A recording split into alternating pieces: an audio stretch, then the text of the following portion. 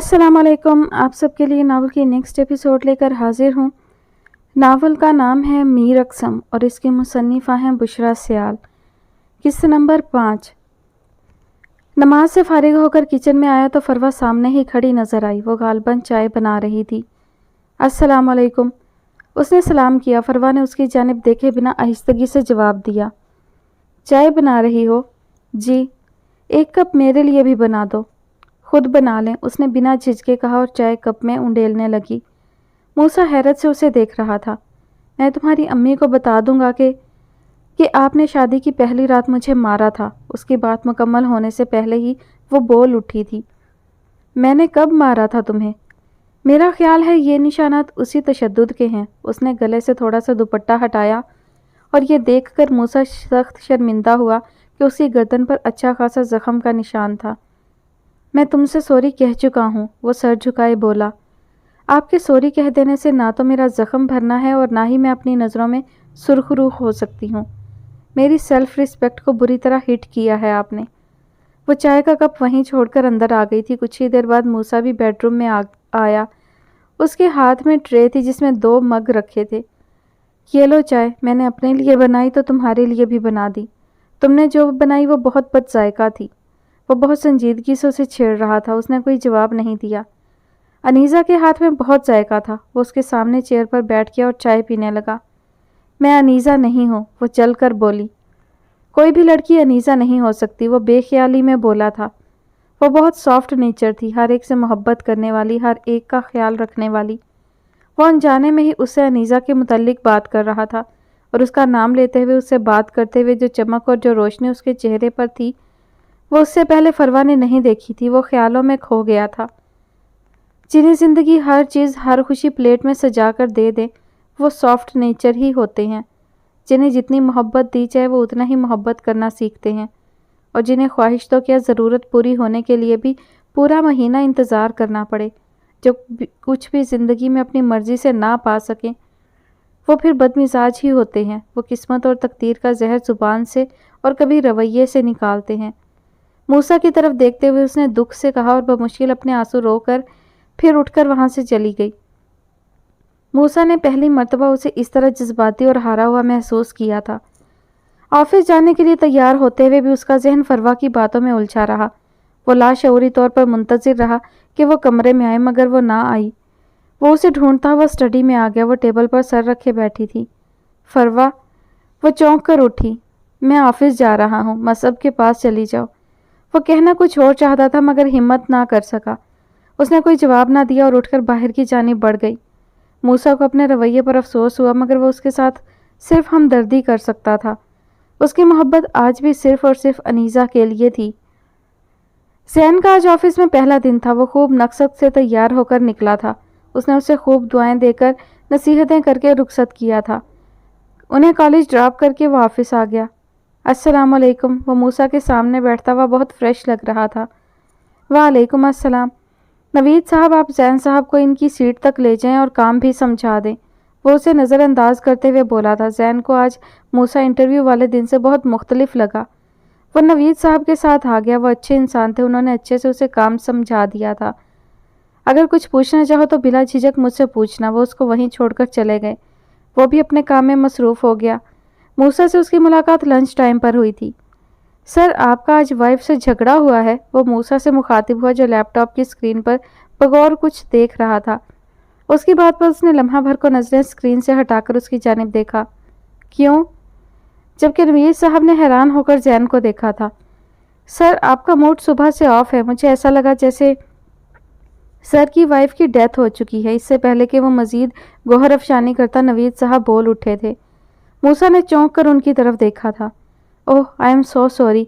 वो सख्त शर्मिंदा हुआ। It's okay. उसके बाद जैन के लिए वहाँ बैठना बहुत मुश्किल हो गया था।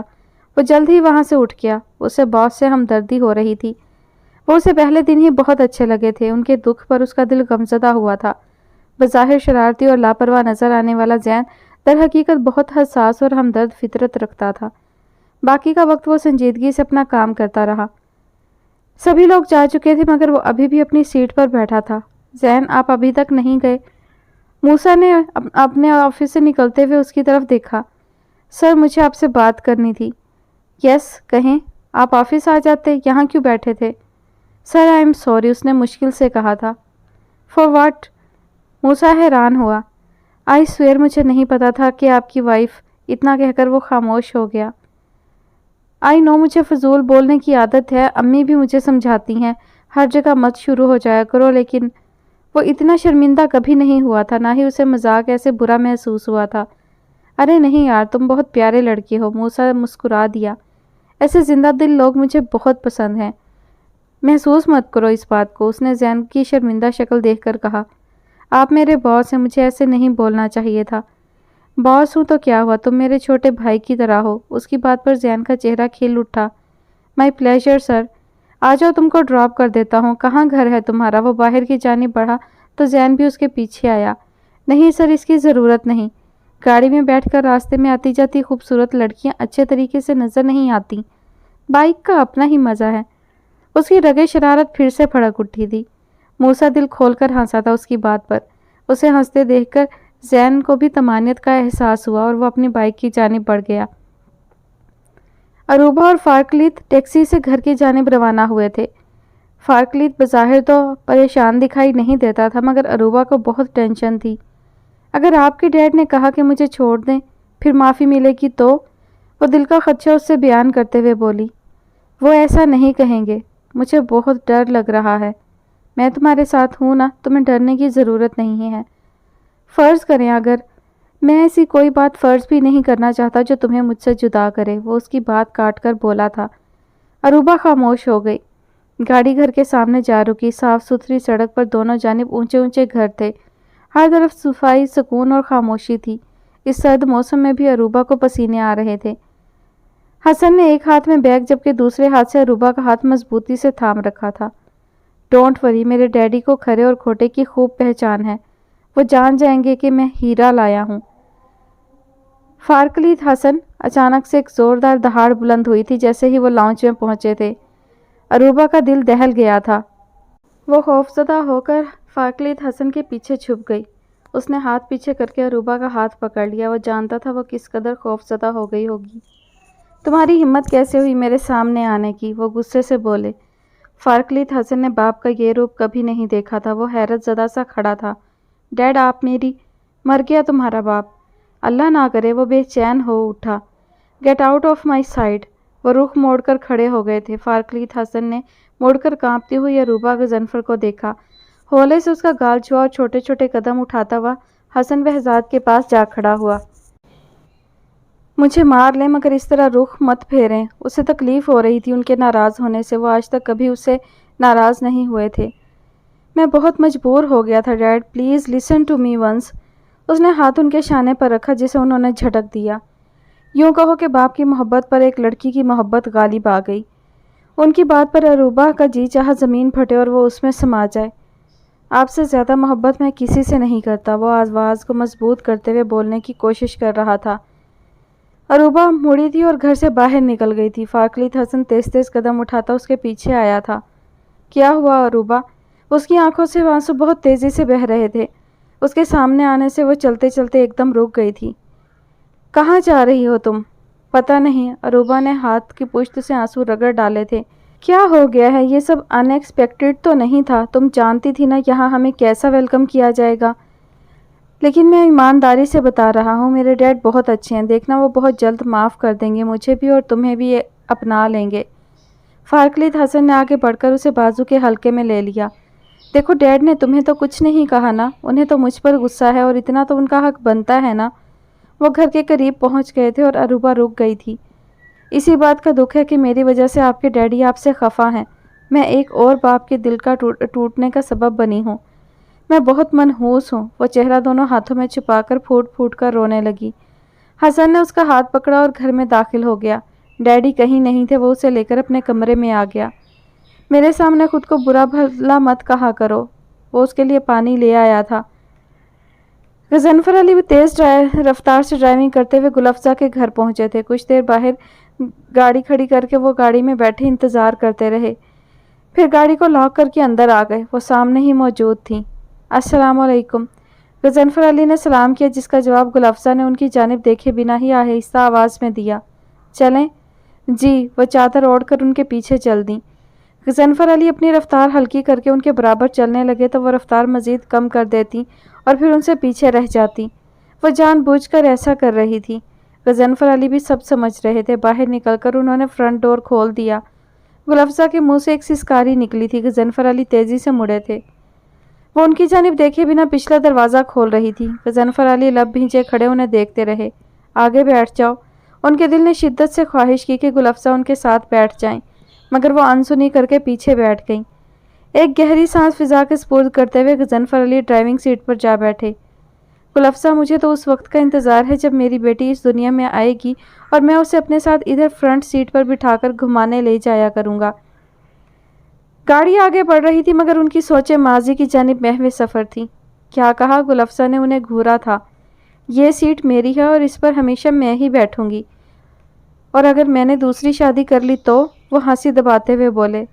غضنفر، گل افزا کی روح تک کانپ گئی تھی۔ آپ کو پتہ ہے آپ کیا کہہ رہے ہیں؟ مذاق کر رہا تھا یار، اب سیریس مت ہو جانا۔ وہ ہنس دیے تھے۔ وہ ان کے معاملے میں کتنی زیادہ پوزیسو ہے۔ دوبارہ مذاق میں بھی ایسی بات مت کیجیے گا، جانتے ہیں نا میری شادی پر میرے بھیا کتنے ناراض ہیں۔ زندگی میں ایسے حالات آئے تو میں کہاں جاؤں گی؟ سوری یار، صرف مذاق تھا، آئی پرومس دوبارہ نہیں کروں گا۔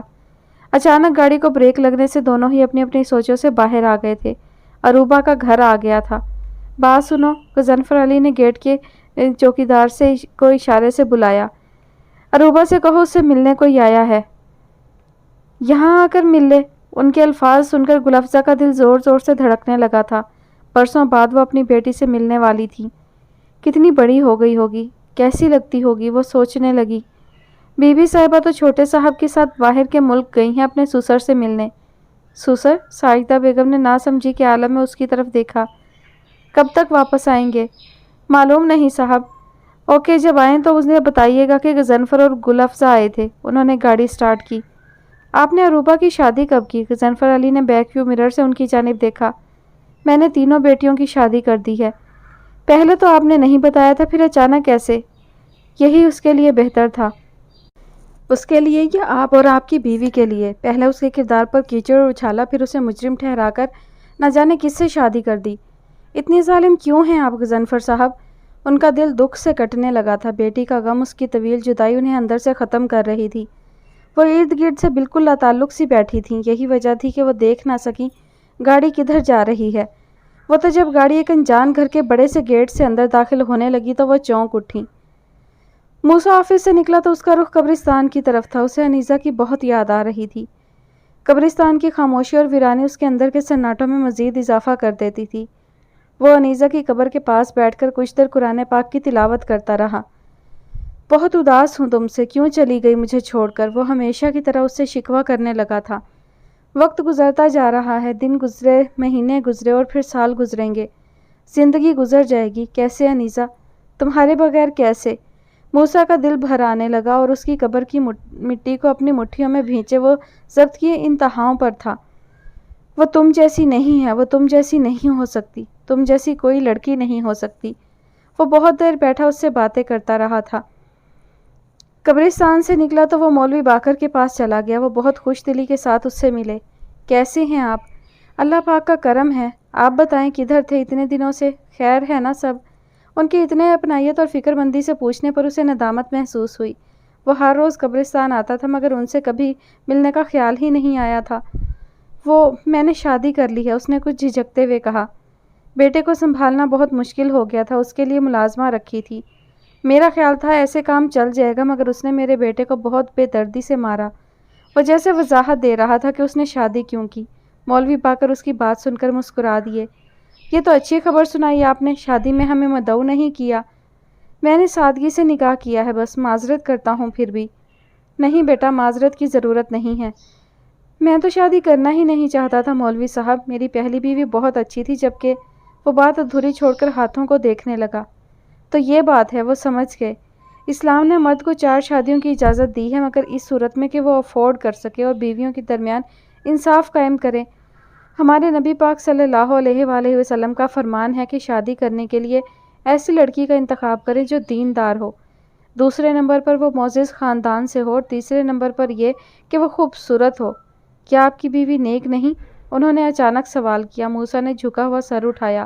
اسے جواب دینا دشوار ہو گیا۔ نیک ہے، خوبصورت نہیں ہے، بہت پیاری ہے۔ اس نے پھر سے نگاہیں جھکا لی۔ اچھے خاندان سے نہیں ہے؟ اچھے خاندان سے ہے۔ تو پھر بیٹا کیا مسئلہ ہے؟ وہ میری عزت نہیں کرتی، میری پہلی بیوی۔ بیٹا ایک بات ذہن میں بٹھا لو۔ انہوں نے ہاتھ اٹھا کر اسے بولنے سے منع کیا۔ ہاتھ کی 5 انگلیاں برابر نہیں ہوتی، تو پھر 2 انسان کیسے ایک جیسے ہو سکتے ہیں؟ موسیٰ علی نے بولنے کے لیے لب کھولے تو انہوں نے اسے بولنے سے منع کر دیا۔ بیٹا عورت ناز سے گندھی ہے اور ناز کی حقدار ہے۔ آپ سے پتہ ہے کیا غلطی ہو رہی ہے؟ آپ اس کا موازنہ اپنی مرحومہ بیوی سے کر رہے ہیں۔ میرا خیال ہے اس کا اندازہ بیٹی کو بھی ہو گیا ہے۔ کیا وہ پہلے سے شادی شدہ ہے؟ نہیں۔ آپ کے بیٹے کا خیال نہیں رکھتی؟ اس سے بہت پیار کرتی ہے، میں نے کئی بار چھپ کر آبزرو کیا ہے۔ اس کا تو بہت خیال رکھتی ہے۔ اس نے صاف کوئی سے کام لیتے ہوئے بتایا تو مولوی باقر کچھ دیر خاموش رہے۔ اس کا موازنہ پہلی بیوی سے کرنا چھوڑ دو، اسے اہمیت دینا شروع کر دو، بلکہ احساس دلاؤ کہ تم میرے لیے بہت اہم ہو، سب معاملات درست ہو جائیں گے۔ کچھ دیر ان کے پاس بیٹھا رہا، پھر وہاں سے اٹھ گیا، دل میں ایک نیا عزم، ایک نئے ارادے کو باندھ کر۔ عیسیٰ تم ایسا کیسے کر سکتے ہو؟ کمرے میں اس وقت ماما اور پاپا موجود تھے۔ وہ ان کے سامنے سر جھکائے بیٹھا تھا۔ اسے اپنے کیے پر کوئی شرمندگی یا افسوس نہیں تھا۔ ماما سخت ناراض تھیں۔ سارا خاندان ہمیں باتیں کرے گا، یہ تربیت تو نہیں کی تھی ہم نے تمہاری۔ یہ کیا طریقہ ہے کسی سے بدلہ لینے کا؟ پاپا بھی ناراض ہو رہے تھے۔ ہم سے تو مشورہ لے لیتے، کچھ بتاتے۔ یہ انتہائی گھٹیا طریقہ ہے، کسی کی بیٹی کو محض اس بنا پر کہ اس کی ماں نے آپ کے ساتھ کچھ برا کیا ہے، ایک دن میں طلاق دے دی جائے۔ سگی خالہ زاد ہے تمہاری؟ نہیں ہے وہ میری خالہ زاد۔ اتنی گھناؤنی سازش کرنے والے لوگ میرے کچھ نہیں ہو سکتے، وہ نفرت سے بولا تھا۔ اتنی چھوٹی سی ہے نویلا۔ ماما کا غم کسی طور کم نہیں ہو رہا تھا۔ اتنا بڑا داغ لگا دیا تم نے اسے۔ وہ اسے احساس دلانا چاہتی تھی۔ وہ چھوٹی ہے تو عروبہ کون سا بوڑھی تھی ماما؟ اسے ماما کے رویے پر افسوس ہوا۔ اور کوئی داغ نہیں لگا اسے، اس کی ماں اس کے لیے پھر کوئی قابل لڑکا پھنسا لے گی۔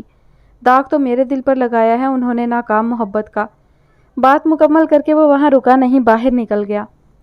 دعا کریں میں مر جاؤں، جاتے جاتے انہیں دہلا گیا تھا۔ اللہ نہ کرے۔ بہت غلط کیا ہے ہمارے بیٹے نے، اسے ایسا نہیں کرنا چاہیے تھا۔ ماما متوقع وقت اور صورتحال کو سوچتے ہوئے بہت پریشان تھی۔ جو بھی تھا ان کی بہن کی بیٹی تھی، وہ انہیں بہت افسوس تھا کہ نویلا کو دکھ دینے والا ان کا بیٹا تھا۔ آج زندگی میں پہلی مرتبہ وہ بیٹے کے سامنے بے بس ہوئی تھی۔ وہ تو بہت فرما بردار تھا، ہر ایک کی عزت کرتا تھا۔ اس کے اس رویے کی وجہ بھی تو ان کی اپنی بہن تھی۔ ہاں مگر تمہاری بہن کو بھی اس کے ساتھ ایسا نہیں کرنا چاہیے تھا۔ اس نے الزام صرف اس بچی پر نہیں ہمارے بیٹے پر بھی لگایا ہے۔ اتنا ہی برا تھا ہمارا بیٹا تو اب اپنی بیٹی سے شادی کیوں کروائی؟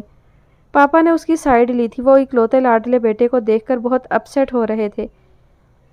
عیسیٰ بہت غصے کے عالم میں نکلا تھا، اس کا رخ ساحل کی جانب تھا۔ سمندر کا شور اس کے اندر کے شور کو دبانے لگا تھا۔ اس کا دل غم سے بھرا ہوا تھا، اس نے وہیں سے ایئرپورٹ جانے کا فیصلہ کر لیا تھا۔ نویلا بیڈ پر لیٹی چھت کو گھور رہی تھی جب ماما اس کے روم میں آئیں۔ اس نے ایک سرسری نظر ان پر ڈالی۔ کیسی طبیعت ہے بیٹا؟ میں ٹھیک ہوں ماما۔ کبھی خواب میں بھی نہ سوچا تھا کہ ایسا بھی ہو سکتا ہے ہمارے ساتھ۔ وہ بہت زیادہ پریشان دکھائی دے رہی تھی۔ مجھے کچھ سمجھ نہیں آ رہی کیا کروں۔ ادھر علیشہ اور عدیل کا ولیمہ بھی ہے، تمہارے پاپا بھی نہ جانے کہاں ہے صبح سے۔ میں کالز کر کر کے تھک گئی ہوں مگر نمبر بند چاہ رہا ہے۔ انہیں کچھ سمجھ نہیں آ رہا تھا کیا کریں۔ نویلا اٹھ کر بیٹھ گئی اور ان کا ہاتھ تھام لیا۔ آپ ولیمے پر چلی جائیں، سب سے کہہ دیں میری طبیعت بہت خراب ہو گئی جس وجہ سے وہ گھر پر ہے۔ اس کی بات سن کر انہیں حیرت ہوئی تھی اور دکھ بھی۔ وہ اتنی چھوٹی سی تھی، کتنی آسانی سے اتنا بڑا ظلم اور دکھ برداشت کر گئی تھی۔ میری بچی گھر واپس آ گئی، میں کیسے فنکشنز اٹینڈ کروں؟ انہوں نے جانے سے انکار کیا۔ وہ بھی آپ کی بیٹی ہے، اس کی خوشی میں شامل ہونا بھی آپ کا فرض ہے۔ رہی بات میری تو ماما میرا غم منانے کے لیے عمر پڑی ہے، پھر منا لیجئے گا۔ اس کی ایسی باتوں سے ان کا دل خون کے آنسو رونے لگتا تھا، وہ خود پر ضبط کھونے لگتی۔ خدا تمہیں بھی سکون نہ دے عیسیٰ احمد، انہوں نے بد دعا دی۔ خدا نہ کرے، اس کے منہ سے بے اختیار نکلا۔ وہ اس کی جانب دیکھنے لگی۔ دوبارہ اسے بد دعا نہ دیجیے گا ماما، مجھے اچھا نہیں لگے گا۔ اس نے چہرہ دوسری جانب پھیر لیا جیسے ان سے نظریں نہ ملانا چاہتی ہو۔ چاروں ناچار وہ علیشہ اور عدیل کے ولیمے میں شرکت کے لیے چلی گئی تھیں۔ ہر ایک ان سے نویلا اور عیسیٰ کے متعلق پوچھ رہا تھا اور وہ بہانے بنا بنا کر تھکنے لگی تھی۔ عیسیٰ کے والدین کو سامنے دیکھ کر تو ان کا خون کھولنے لگا۔ وہ سیدھی ان کے پاس آئی تھی۔ وہ دونوں بھی صوفیہ سے نگاہیں نہیں ملا پا رہے تھے۔ بہت ہی گھٹیا حرکت کی ہے آپ کے بیٹے نے، انہوں نے زہر اگلا۔ آپ فکر نہ کریں، ہم سمجھائیں گے اسے، وہ نویلا کو واپس لے آئے گا۔ ایسے تھوڑی طلاق ہوتی ہے۔ ماما نے انہیں تسلی دی۔ ان دونوں کو شرمندہ دیکھ کر وہ کچھ اور شیر ہو گئیں۔ کرو اس سے بات، اسے بتاؤ کہ نویلا کوئی عام لڑکی نہیں، وہ میری بیٹی ہے اور میں اس کے ساتھ زیادتی کرنے والے کو کبھی چین نہیں لینے دوں گی۔ وقت اور جگہ ایسی نہ تھی کہ عیسیٰ کے والدین انہیں کچھ کہتے، ان سے سوال کرتے کہ انہوں نے کس بنا پر اس کے بیٹے پر اتنا گھٹیا الزام لگایا تھا۔ ماما، نویلا اور عیسیٰ کدھر ہیں؟ سب ٹھیک ہے نا؟ تنہائی میسر آتے ہی علیشہ نے ان سے پوچھا تھا۔ کچھ بھی ٹھیک نہیں ہے، عیسیٰ نے نویلا کو طلاق دے دی۔ وہ آنسو ضبط کرنے لگی۔ کیا؟ علیشہ کو 1000 وولٹ کا کرنٹ لگا تھا۔ ایسا کیسے کر سکتا ہے وہ؟ اس نے ایسا کر دیا ہے، مگر میں اسے چھوڑوں گی نہیں۔ میری بیٹی کوئی ایسی گری پڑی یا لاوارث نہیں ہے، اور اپنے باپ کا حال دیکھ لو، کوئی عطا پتہ ہی نہیں۔ پاپا تو کبھی ہمارے بنے ہی نہیں ماما۔ علیشہ عدیل کو پا کر بہت خوش تھی، مگر اس خبر نے اس کی خوشی کو بھی ماند کر دیا تھا۔ صبح عروبہ کی آنکھ کھلی تو فارکلیت حسن گہری نیند میں تھا۔ اس نے وضو کیا اور جائے نماز اور قرآن پاک لے کر لاؤنج میں آ گئی۔ کمرے میں فارکلیت حسن نے بڑی بڑی اور عجیب سی تصویریں لگا رکھی تھیں۔ وہ نماز پڑھ رہی تھی کہ حسن صاحب اپنے کمرے سے نکلے تھے۔ عروبہ کو نماز پڑھتے دیکھ کر ٹھٹک کر رک گئے تھے۔ دوپٹہ اوڑھے رکوع و سجود کرتی وہ کسی بھی قسم کی بناوٹ اور تصنع سے پاک بہت پیاری لگ رہی تھی۔ نہ چاہتے ہوئے بھی وہ وہیں صوفے پر بیٹھ کر اسے دیکھنے لگے۔ ان کے لیے اسے نظر انداز کرنا دشوار ہونے لگا۔ فارکلیت حسن نے کس طرح ایسی لڑکی سے شادی کر لی؟ نماز پڑھ کر اس نے دعا کے لیے ہاتھ بلند کیے تو آنکھوں سے آنسو بہنے لگے۔ جانے وہ اللہ سے کیا راز و نیاز کر رہی تھی، اس کے آنسو تھمنے کا نام ہی نہیں لے رہے تھے۔ حسن بہزاد اٹھ کر واپس اپنے کمرے میں آ گئے تھے، مگر اس کی آنسو بہاتی آنکھیں ان کے ذہن سے محو نہ ہو سکیں۔ وہ دوبارہ کمرے سے باہر نکلے۔ اب کی بار وہ صوفے پر بیٹھی قرآن پاک پڑھ رہی تھی۔ اس کے لب ہولے ہولے ہل رہے تھے۔ وہ سر جھٹک کر کچن میں آ گئے اور اپنے لیے کافی بنانے لگے۔ السلام علیکم انکل، انہیں اپنے پیچھے اس کی آواز سنائی دی تھی، مگر وہ انسنی کرتے ہوئے کھڑے رہے۔ لائیں میں بنا دیتی ہوں۔ اس کی آواز بھی بہت پیاری لگی تھی انہیں۔ وہ آگے بڑھنے لگی۔ اس کی ضرورت نہیں ہے، میں خود بنا لوں گا۔ چاہ کر بھی وہ اس سے کوئی سخت بات نہ کر سکے۔ انہوں نے دیکھا تھا کہ ان کے انکار سے عروبہ کی آنکھوں کی سطح پر نمی تیرنے لگی تھی۔ آپ کے بیٹے کا کوئی قصور نہیں ہے، وہ بہت گریٹ انسان ہے۔ میں بہت بڑی، یہ میرا اور میرے بیٹے کا معاملہ ہے، آپ بیچ میں مت آؤ۔ وہ اس کو ٹوک گئے اور پھر عروبہ کو بولنے کی ہمت نہ ہوئی۔ وہ آپ سے بہت محبت کرتے ہیں، مجھ سے کہیں زیادہ۔ اپنی بات مکمل کر کے وہ کمرے میں آ گئی تھی۔ میں بہت بری ہوں، پتہ نہیں کس کس کا دل توڑ بیٹھتی ہوں، دوسروں کے لیے تکلیف کا باعث بن جاتی ہوں۔ اس کی سسکیاں بلند ہو گئیں۔ فارکلیت حسن گھبراہٹ کے عالم میں اٹھ بیٹھا۔ Urooba, are you all right? Please مجھے بتاؤ کیا ہوا ہے؟ اس کے آنسو مزید تیزی سے بہنے لگے۔ فارکلیت حسن کمرے سے باہر آ گیا۔ ڈیڈی کچن میں بیٹھے کافی پی رہے تھے۔ اسے آتا دیکھ کر بھی انہوں نے اس پر توجہ نہیں دی۔ السلام علیکم۔ وہ کرسی گھسیٹ کر ان کے پاس بیٹھ گیا۔ تو اب آپ میرے سلام کا جواب بھی نہیں دیں گے؟ ان کا اجنبی اور لاتعلق انداز اسے تکلیف میں مبتلا کر رہا تھا۔ ڈیڈی، آپ صرف ایک بار میری بات سن لیں، میں بہت مجبور ہو گیا۔ نہیں سننی مجھے تمہاری بات، اور اس لڑکی سے بھی کہو اپنے کام سے کام رکھے، مجھے مخاطب کرنے کی ضرورت نہیں ہے۔ وہ اٹھ کھڑے ہوئے تھے۔ ڈیڈی، آپ کی نافرمانی میں نے کی ہے، اس نے نہیں۔ وہ بہت سینسٹیو ہے، پلیز اسے کچھ مت کہیے گا۔ وہ بہت اچھی لڑکی ہے، پلیز ڈیڈ ایک موقع دے دیں ہمیں۔ وہ منت کرنے لگا تھا۔ وہ اسے کاٹدار نظر سے نوازتے ہوئے اپنے کمرے میں چلے گئے۔ وہ واپس کمرے میں آیا تو عروبہ ابھی بھی رو رہی تھی۔ بس ایک یہی کام تمہیں بہت اچھا کرنا آتا ہے، وہ طنزیہ لہجے میں بولا۔ تم سے کس نے کہا تھا ان کے پاس جاؤ، ان سے بات کرو؟ جب سے ان کی شادی ہوئی تھی وہ پہلی مرتبہ اسے سخت لہجے میں بولا تھا۔ وہ تو تم سے ایسے ہی بات کریں گے نا، وہ تمہارے فادر ان لا ہیں، پھر مجھ سے خفا ہیں، ایسے میں غصہ تم پر ہی نکلنا تھا۔ اچھا بس کرو، کتنا رونا ہے؟ وہ اس کے پاس آ کھڑا ہوا۔ تم دیکھنا وہ جلد اپنے رویے پر پچھتائیں گے۔ وہ اس کے آنسو پہنچ رہا تھا، اس کے بال ٹھیک کر رہا تھا۔ چلو ناشتہ کرتے ہیں۔ اس کا ہاتھ پکڑ کر اٹھایا۔ وہ بے دلی سے اٹھ کھڑی ہوئی۔ موسیٰ مارکیٹ گیا تھا۔ اس نے فروا کے لیے کچھ کپڑے، جوتے اور جولری خریدی تھی۔ شاپنگ بیگز ہاتھ میں پکڑے وہ لاؤنج میں داخل ہوا۔ اسے دور سے ہی فروا کی آواز سنائی دے گئی تھی۔ مصب بیٹا، پی لو نا فیڈر۔ وہ اس کی منتیں کر رہی تھی۔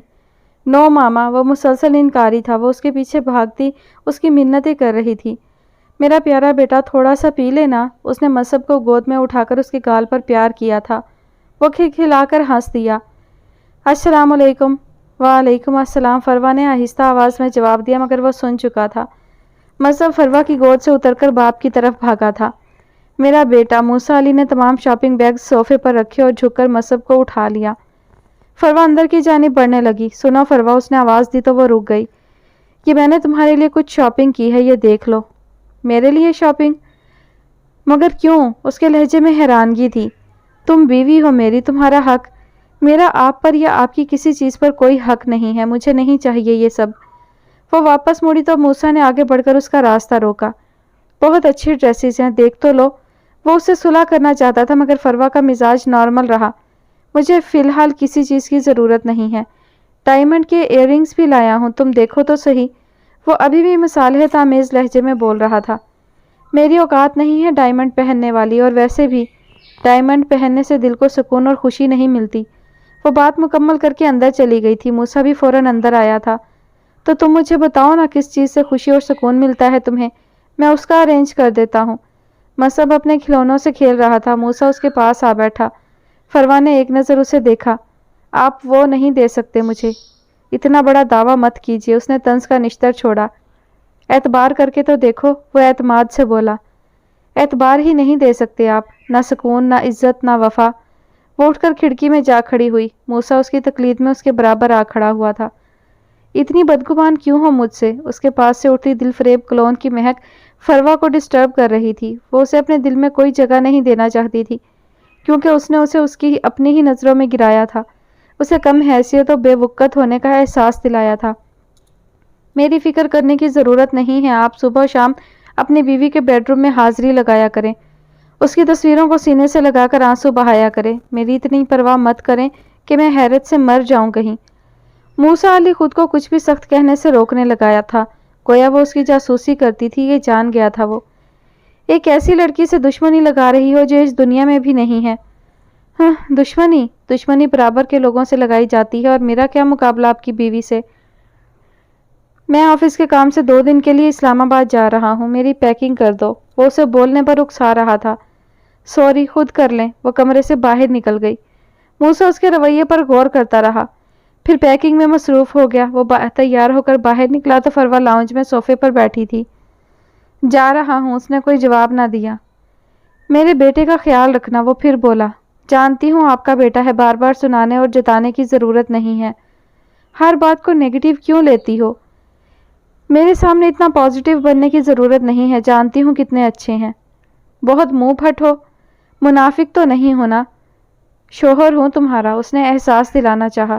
تو کاش نہ ہوتے، فروا نے حد ہی کر دی۔ انف از انف، وہ ہاتھ اٹھا کر اس سے مزید بولنے سے روک گیا۔ عزت نہیں کر سکتی تو کم از کم لحاظ ہی کر لو۔ وہ اسے احساس دلانا چاہتا تھا، مگر ادھر کوئی اثر نہ تھا۔ اپنے بارے میں کیا خیال ہے آپ کا؟ ہر وقت پہلی بیوی کی یادوں میں کھوئے رہتے ہیں۔ میں بھی کوئی مری نہیں جا رہی آپ کے لیے، میری طرف سے سادھو بن کر اس کی قبر پر جا بیٹھیں۔ مجھے اگر شادی سے پہلے پتا ہوتا نا کہ تم اتنی بدتمیز ہو تو کبھی شادی نہ کرتا تم سے۔ وہ طیش میں آ گیا تھا۔ تو ابھی بھی کچھ نہیں بگڑا؟ خاموش ہو جاؤ فروا، ایسا نہ ہو کہ میں غصے میں کچھ ایسا کر دوں جس پر تمام عمر پچھتاؤ۔ وہ اسے وارن کر رہا تھا، اس کے غصے کی وہ ذرا پرواہ نہیں کر رہی تھی۔ یہ بات موسیٰ کو مزید غصہ دلا گئی۔ پچھتا تو میں اب بھی رہی ہوں، وہ ابھی بھی باز نہ آئی۔ موسیٰ اسے گھور کر رہ گیا۔ دفع ہو جاؤ، دور ہو جاؤ میری نظروں سے، ورنہ میں تمہیں طلاق دے دوں گا۔ اس نے فروا کو دروازے کی طرف دھکا دیا تھا۔ موسیٰ، وہ صوفے سے ٹکرا کر گر پڑی تھی، اس کی آنکھوں میں بے یقینی تھی۔ اسے موسیٰ علی سے یہ امید تو نہ تھی۔ بس یہی حد ہوتی ہے نا، یہی آخری حربہ ہوتا ہے مردوں کے پاس، عورت کو خاموش کروانے کے لیے، نیچا دکھانے کے لیے۔ تو لیں، میں نے مان لی ہار، آپ جیت گئے۔ وہ گھٹنوں میں سر دیے رونے لگی۔ میرے بیٹے کو لک آفٹر کرنے کا روب جھاڑتی ہو نا، اب نہیں کرنا پڑے گا تمہیں۔ وہ واپس مڑا اور مصعب علی کے کپڑے نکالنے لگا۔ فروا نے روتے ہوئے سر اوپر اٹھایا۔ وہ مصعب کو اٹھا کر کمرے سے نکل رہا تھا، دوسرے ہاتھ میں بیگ تھا۔ مصعب نے فروا کو دیکھ کر شور مچانا شروع کر دیا۔ وہ اس کے پاس آنے کے لیے بےتاب تھا۔ ماما، نہیں ہے یہ تمہاری ماما۔ وہ باہر کی جانب بڑھا۔ میری واپسی تک مجھے یہاں نظر نہ آنا، آ کر بات کروں گا تمہاری ماں سے۔ وہ باہر نکل گیا تھا۔ مصعب بہت رو رہا تھا۔ فروا کی چیخیں اندر ہی کہیں دم توڑ رہی تھیں۔ سڑکوں پہ اب کچھ منچلے رہ گئے تھے جو نیو ایئر کو ویلکم کہنے کے لیے بےتاب تھے۔ اپنی ہی لاش کو اپنے کندھوں پر اٹھاتے ہوئے وہ تھک چکی تھی۔ اپنے وجود سے زیادہ عمر بھر ملنے والے دکھوں کا بوجھ اسے لگ رہا تھا۔ اس کے رخساروں پر بارش کی بوندیں اور آنسو گڈمڈ ہو رہے تھے، مگر وہ اپنے آنسوؤں کی پہچان رکھتی تھی۔ جس شخص کے ساتھ زندگی کے اتنے سال بتائے اس نے ٹھکرا دیا، جن بچوں کے لیے اپنی زندگی اپنا سب کچھ لٹا دیا، انہوں نے بھی مجھے دھتکار دیا۔ پھر بھلا وہ شخص کیوں؟ اس خیال سے ہی اس کے آنسو شدت سے بہنے لگے تھے۔ اس کا پورا وجود گویا برف کی سیل بن گیا تھا۔ نڈھال ہو کر وہ سڑک کنارے سنگی بینچ پر بیٹھ گئی۔ اس کا سانس دھونکنے کی مانند تیز تیز چل رہا تھا، ہاتھ پاؤں جیسے بے جان ہو رہے تھے۔ اللہ! اس کے لبوں نے بے آواز جنبش کی تھی، اس کو پکارتے ہوئے آنسوؤں میں روانی آ گئی تھی۔ اس نے سر اٹھا کر اوپر آسمان کی جانب دیکھا تھا۔ اسی وقت بجلی زور سے چمکی تو اسے ایسا محسوس ہوا جیسے اس کی پکار کا جواب آیا ہو۔ زین نے بائک گیٹ سے باہر ہی کھڑی کر دی اور اندر آ گیا۔ چوکیدار نے اشارے سے بتایا کہ وہ سامنے والا دروازہ اندر کی طرف جاتا ہے۔ وہ شکریہ ادا کر کے لاؤنج کی جانب بڑھا۔ اندر قدم رکھتے ہی وہ ٹھٹک کر رک گیا تھا۔ سامنے کارپیٹ پر کوئی لڑکی گھٹنوں میں سر دیے بیٹھی بہت بری طرح رو رہی تھی۔ اس کے بال سادہ سی چوٹی میں بندھے ہوئے تھے۔ ایکسکیوز می، زین اس کے قریب آ کر بولا تھا۔ فروا نے سر تیزی سے اوپر اٹھایا۔ اسے دیکھ کر ایسا لگ رہا تھا جیسے وہ بہت دیر سے رو رہی ہو۔ کیا ہوا؟ ایسے کیوں رو رہی ہیں آپ؟ زین کی ہمدرد طبیعت نرمی سے پوچھنے کی وجہ بنی۔ مجھے سر موسیٰ نے بہت امپورٹنٹ فائل لینے کے لیے بھیجا۔ ایکچولی ان کے ایک کلائنٹ کو آج ہی ہینڈ اوور کرنی ہے۔ سر تو اسلام آباد چلے گئے ہیں۔ وہ ابھی بھی آنسو بہا رہی تھی۔ موسیٰ کا نام سن کر نفرت کی ایک تیز لہر اس کے پورے بدن میں سے اٹھی تھی۔ آپ سر کی؟ اس نے بات ادھوری چھوڑی، فروا کی جانب استفہامیہ نظروں سے دیکھا۔ کزن ہیں وہ میرے۔ یہی تو میں سوچ رہا تھا، سر کی مسز کی تو ڈیتھ ہو چکی ہے۔ فروا نے چونک کر اس کی طرف دیکھا تھا۔ آپ رو کیوں رہی ہیں؟ اس نے پھر سوال کیا۔ میری بی اے میں انگلش کے پیپر میں سپلی آئی ہے، اس نے آنسو پونچھتے ہوئے بتایا۔ جیسا بھی تھا اس کا شوہر تھا، وہ اس کی انسلٹ نہ کرنا چاہتی تھی۔ ارے! زین ہنس دیا۔ اتنی سی بات؟ میں تو آپ کو دیکھ کر ڈر ہی گیا تھا۔ ایسا لگ رہا تھا جیسے پتہ نہیں کیا ہو گیا ہے۔ اسے وہ بہت اچھی لگ رہی تھی۔ آپ فائل لیں اور جائیں، وہ سختی سے بولی۔ آپ تو بہت روڈ ہیں۔ آپ اپنے کام سے کام رکھیں۔ وہ اٹھ کر اندر گئی، بیڈ سائڈ ٹیبل پر سے فائل اٹھائی اور باہر لا کر زین کو پکڑا دی۔ آپ جائیں۔ وہ مسلسل اس کی جانب دیکھ رہا تھا۔ فروا کو کہنا ہی پڑا۔ چائے نہیں پلائیں گی؟ وہ صوفے پر بیٹھ گیا۔ نہیں، اس نے بنا کسی لحاظ اور مروت کے انکار کیا۔ سر سے آپ کی شکایت کروں گا، وہ اٹھتے ہوئے بولا۔ شوق سے کیجیے۔ چلتا ہوں، نائس ٹو میٹ یو۔ وہ اچانک مڑا۔ مجھے کوئی خوشی نہیں ہوئی آپ سے مل کر۔ اس کی بات پر ہنستا ہوا وہ باہر نکل گیا۔ نہیں نہیں، ایسا نہیں ہو سکتا احمد، میرے بیٹے کا پتہ کریں، کسی کو فون کریں پلیز۔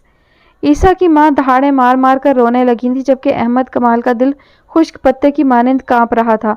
وہ سمجھ نہیں پا رہے تھے کیا کریں اور کیا بولیں۔ ناظرین، ابھی اطلاع ملی ہے۔ بند کر دیں اس کو پلیز احمد، یہ جھوٹ بول رہے ہیں۔ انہوں نے سر دونوں ہاتھوں میں تھام رکھا تھا۔ اس کے ارد گرد اندھیرے بڑھنے لگے تھے۔ ہائے میرا بیٹا ہم سے خفا تھا، ایسا نہ کرنا مالک، اس کا نہیں، ہمارا جانے کا وقت اور عمر ہے۔ احمد کمال آگے بڑھے اور ریموٹ اٹھا کر ٹی وی آف کر دیا۔ میرا بیٹا عیسیٰ، واپس آ جاؤ۔ وہ بے ہوش ہو گئی تھی اور احمد کمال تیزی سے ان کے قریب آئے۔ عیسیٰ کی ماں، وہ انہیں آوازیں دینے لگے مگر وہ ہوش و خرد سے بیگانہ تھیں۔ اروبہ مغرب کی نماز پڑھ کر باہر آ گئی تھی۔ فارکلیت حسن اور اس کے ڈیڈی گھر پر نہیں تھے۔ وہ لاؤنج کی گلاس وال میں کھڑی باہر کی جانب دیکھ رہی تھی۔ اس پردیسی ملک کے لوگ ہی نہیں، یہاں کی فضا میں بھی اسے اجنبی، بے حس اور سرد مہری محسوس ہو رہی تھی۔ اس نے ہاتھ بڑھا کر تھوڑی سی ونڈو کھولی، سرد ہوا کا جھونکا فوراً اندر آیا۔ اس نے جھرجھری لی تھی۔ پتہ نہیں ہوا کی آواز مجھے اتنا اداس کیوں کر دیتی ہے، ایسا لگتا ہے جیسے میں کسی ٹائم مشین پر بیٹھ کر ماضی کی طرف سفر کرنے لگتی ہوں۔ بہت سی پرانی یادیں دل کو بے چین کرنے لگتی ہیں۔ آپ کو بارش پسند ہے؟ گمبھیر لہجہ اس کے آس پاس خوشبو بکھیرنے لگا تھا۔ وہ بنا پلکیں جھپکائے کھڑی تھی۔ اسے ایسا محسوس ہونے لگا تھا وہ پاکستان میں اپنے گھر کے لاؤنج میں کھڑی ہے۔ مجھے سیریسلی اس سے پہلے بارش اتنی اچھی کبھی نہیں لگی، وہ اس کی آنکھوں میں دیکھتے ہوئے کہہ رہا تھا۔ عیسیٰ احمد، وہ تیزی سے مڑی تھی مگر وہ کہیں نہ تھا۔ اس کا ایلوژن ٹوٹ گیا تھا۔ اس نے خود کو اجنبی دیس کے سرد ماحول میں پایا تھا۔ اندر ہیٹر آن تھا مگر اس کا پورا جسم ہولے ہولے کانپ رہا تھا۔ आंसू थे आंखों में नन्हे नन्हे मोतियों की तरह जगमगाते हुए। वो मुड़ी और ठिठक कर रुक गई। फारकलीत हसन के डैडी सामने सोफे पर विराजमान थे। वो न जाने कब से वहां बैठे थे। अस्सलामुअलैकुम अंकल। वो अपने दोनों हाथों से अपनी कनपटियां दबा रहे थे। उन्होंने कोई जवाब ना दिया। आपके सर में दर्द हो रहा है, चाय बना दूं? नहीं शुक्रिया। लाए मैं आपका सर दबा देती हूँ। उसने आगे बढ़कर हाथ उनके सर पर रखा था और हौले हौले दबाने लगी। हसन महजाद को सुकून मिलने लगा था, मगर यकायक जैसे वो होश में आ गए थे और बेदर्दी से उसके हाथ झटके थे। मुझ पर ये मेहरबानियां करने की ज़रूरत नहीं है। उसी को बेवकूफ़ बनाओ जिसको अपनी मोहब्बत के जाल में फंसाया है। वो दुरुस्ती से बोले थे। लम्हा भर को तो अरूबा बेयकीनी के आलम में उनकी जानिब देखती रही थी, जैसे उसे उसकी संगदिली की उम्मीद ना थी। मैंने आपके बेटे को नहीं कहा था कि डैड, बात करने का कोई तरीका होता है। उन दोनों को पता ना चला और फारकलीत हसन वहां आ गया था और बाप के सामने जा खड़ा हुआ।